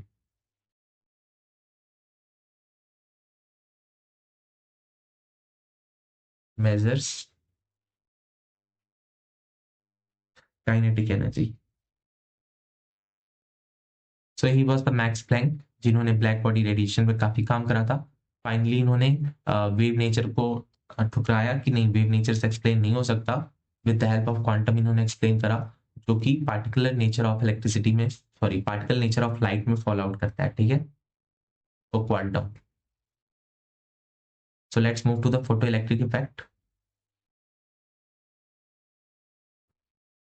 ये जो इफेक्ट था ये 1887 में हर्ट्ज के द्वारा परफॉर्म किया गया था, and this was a very interesting experiment in which electron या फिर कह सकते हो इलेक्ट्रिक करंट इजेक्ट होते थे फ्रॉम द सर्टेन मेटल्स, और वो मेटल हो सकते थे लाइक पोटेशियम, रुबीडियम, सीजियम। तो तुम्हें ध्यान देना है यहाँ पे जो इजेक्ट होने वाले प्रोडक्ट हैं दैट इज द इलेक्ट्रॉन या फिर इलेक्ट्रिक करंट। ठीक है, तो इलेक्ट्रॉन हो सकता है या इलेक्ट्रिक करंट भी हो सकता है। तो देखो इसको हम फोटो इलेक्ट्रिक इफेक्ट जो बोल रहे हैं उसमें कुछ सर्टेन रिजल्ट्स को ऑब्जर्व किया गया था, और वो रिजल्ट कैसे हैं। The electrons are ejected from the metal surface as soon as the beam of light strikes the surface. There is no time lag between striking of light. अब ऐसा नहीं है कि पहले लाइट फॉल आउट करेगा फिर कोई प्रोसेस कंप्लीट होगा, कुछ वक्त लगेगा, ऐसा नहीं होता। यहाँ पे कोई टाइम लैग नहीं है बिटवीन द लाइटिंग, जब लाइट बीम फॉल कर रहा है मेटल पे और जब इलेक्ट्रॉन इजेक्ट हो रहा है, आफ्टर चेकिंग की इसकी जो वर्क फंक्शन है लोअर है, जो लाइट की एनर्जी है। ठीक है, जो पॉइंट नंबर 2 है, the number of electrons ejected is proportional to the intensity और ब्राइटनेस ऑफ लाइट। तो तुम कहोगे जो नंबर है इलेक्ट्रॉन्स कितने नंबर्स में इजेक्ट हो रहे हैं वो उसकी इंटेंसिटी भी डिपेंड करता है, बट उसकी फ्रीक्वेंसी से इंडिपेंडेंट है। So this intensity it is directly proportional to number of electrons. ठीक है, इंटेंसिटी या फिर ब्राइटनेस आप लिख लो, brightness. For each metal there is a characteristics minimum frequency B naught, जिसको हम थ्रेशोल्ड फ्रीक्वेंसी बोलते हैं, below which photo electric effect is not absorb. यानी कि अगर तुम्हें फोटो इलेक्ट्रिक इफेक्ट को ऑब्जर्व करना है, तुम्हारी जो फ्रीक्वेंसी जो तुम प्रोवाइड कर रहे हो, सपोज करो कि ये new, it should be greater than this new not. Okay, तब तुम्हारे पास फोटो इलेक्ट्रिक इफेक्ट शो करने के लिए प्रॉपर एनर्जी होगी। और जब डिटेक्टर से कैलकुलेट करोगे, डिटेक्ट करोगे इसकी काइनेटिक एनर्जी को, तो तुम्हें पता चलेगा उसका वैल्यू। ठीक है, और वो जो काइनेटिक एनर्जी की वैल्यू होगी वो होगी H new minus H nu not. ठीक है, the kinetic energy of this electron increases with increase of frequency of the light use. Of course अगर तुमने फ्रीक्वेंसी इंक्रीज कर दिया तो काइनेटिक एनर्जी इंक्रीज हो जानी है, जो डिटेक्टर के द्वारा डिटेक्ट भी हो जाता है। ठीक है, so all the above result could not be explained on the basis of law of classical physics। तो फोटो इलेक्ट्रिक इफेक्ट जो है यहाँ पे लिख लो, photoelectric not explained by classical physics. ठीक है, according to latter the energy content of the beam of light depends upon the brightness of the light. In other words, number of electrons ejected and kinetic energy associated with them should depend upon the brightness of light, तो ये किसके हिसाब से बोल रहा है? ये classical physics के हिसाब से बोल रहा है कि जो हमने पाया कि ये गलत था, because number of electron it is dependent upon the brightness या फिर इंटेंसिटी कह सकते हो, but not on the frequency. But according to the classical physics जिसपे ये डिपेंडेंट नहीं है, उसके हिसाब से देखो तो ब्राइटनेस ऑफ द लाइट पे ये डिपेंड करता है कौन? एनर्जी कंटेंट, जो कि गलत है। ठीक है, यानी कि नंबर ऑफ इलेक्ट्रॉन्स जो इजेक्ट हो रहा है एंड काइनेटिक एनर्जी जो एसोसिएटेड है, ये डिपेंड करेंगे brightness of the light. It has been observe through that the number of electron ejected not depend upon the brightness of light, kinetic energy ejected of electron does not. यानी कि suppose करो जो intensity है, यहाँ पे मैं लिख रहा हूँ, जो इंटेंसिटी है या फिर ब्राइटनेस ऑफ लाइट है, ये किस पे डिपेंड करा सकता है? That is the number of electrons. But अगर तुम कहो कि ये इंटेंसिटी और ब्राइटनेस एनर्जी कंटेंट को बोले तो ये गलत है, but according to the classical physics ये सही है। तो because of this only we say that classical physics apply नहीं हो रहा है for this photo electric effect. Okay, तो तुम्हें ध्यान देना है कि दैट द इंटेंसिटी और the brightness of light that is directly proportional to the number of electron and the frequency of the given light energy जो तुम सॉल्व करा रहे हो मेटल पे, that is directly proportional to the kinetic energy कह सकते हो। ठीक है, या एनर्जी कंटेंट। यहाँ पे रेड लाइट का बोल रहा है जिसकी फ्रीक्वेंसी दे रखी है of any brightness intensity may shine on a piece of potassium metal for hour, but कोई फोटो इलेक्ट्रॉन रिजेक्ट नहीं हो रहे होंगे। तो उसके पीछे का रीजन यही होगा, जो थ्रेशोल्ड फ्रीक्वेंसी होगी वो हायर हो रहा होगा। तो खुद देखो यहाँ पे जो फ्रीक्वेंसी जो तुमने, एक मिनट, यहाँ पे जो फ्रीक्वेंसी तुमने जो ली है that is around 4.3 to 4.6 into 10⁻14 hertz. 10⁻14 यानी कि विजिबल रेंज का है, और विजिबल है यानी कि रेड में है, फ्रीक्वेंसी हायर है इसकी, सॉरी फ्रीक्वेंसी लोअर है इसकी। ठीक है, बट जब तुम पीस ऑफ पोटेशियम की देखते हो तो उसकी जो थ्रेशोल्ड फ्रीक्वेंसी है दैट इज अराउंड, जो भी है वो higher as compare to this, तो जिसकी वजह से कोई काइनेटिक एनर्जी में शो नहीं हो पाएगा। अब तुम कुछ घंटों तक कर लो या कुछ सेकंड भी कर लो, कुछ नहीं होने वाला। But as soon as even a very weak yellow light जब तुम यूज करते हो तो यहाँ पे उसकी फ्रीक्वेंसी हायर होती है, और थ्रेशोल्ड फ्रीक्वेंसी जो पोटेशियम की है वो लोअर है as compare to this yellow light. तब इस कंडीशन में तुम फोटो इलेक्ट्रिक इफेक्ट शो कर रहे होगे। तो खुद देखो ना, जो रेड की जो फ्रीक्वेंसी है वो 4.3 से लेके 4.6 तक है, और जो पोटेशियम मेटल की जो फ्रीक्वेंसी है, जो थ्रेशोल्ड फ्रीक्वेंसी है जिसकी वैल्यू कुछ 5 है। ठीक है, तो अगर 5 से कम होगा तो फोटो इलेक्ट्रिक इफेक्ट नहीं शो हो पाएगा, जो कि रेड वाले कंडीशन में था। बट जब तुम येलो के कंडीशन में आते हो तो 5 से हायर है, 5.1 to 5.2। So in this condition this photo electric effect will be shown. ठीक है, now Einstein in 1905 was able to explain the photoelectric effect using the Planck's quantum theory of electromagnetic radiation as the starting point। तो with very मेहनत Planck ने क्या करा था? Quantum nature को खोजा था कि कैसे ये वर्क डाउन कर रहा है, कैसे ब्लैक बॉडीज पर डिपेंडेंट है। तो सेम थ्योरी को, प्लैंक की थ्योरी को आइंस्टाइन ने अपनाया इन 1905, और थ्योरी ऑफ इलेक्ट्रोमैग्नेटिक रेडिएशन को स्टार्टिंग पॉइंट से खोजना स्टार्ट करा। ठीक है, और इन्होंने फोटो इलेक्ट्रिक इफेक्ट को सेम थ्योरी से लिंक आउट कर दिया।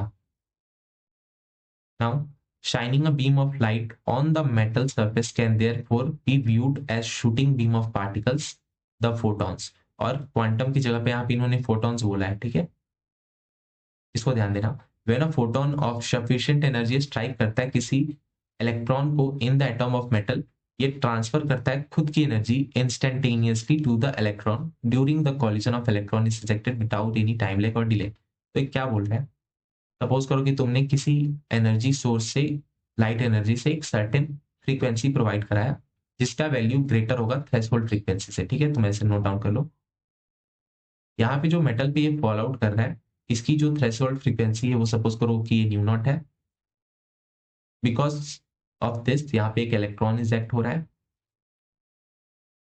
ठीक है, तो जो तुम काइनेटिक एनर्जी फाइंड आउट करते हो, सो दिस इज लाइक दिस। यहाँ पे तुम kinetic energy max find out कर रहे हो।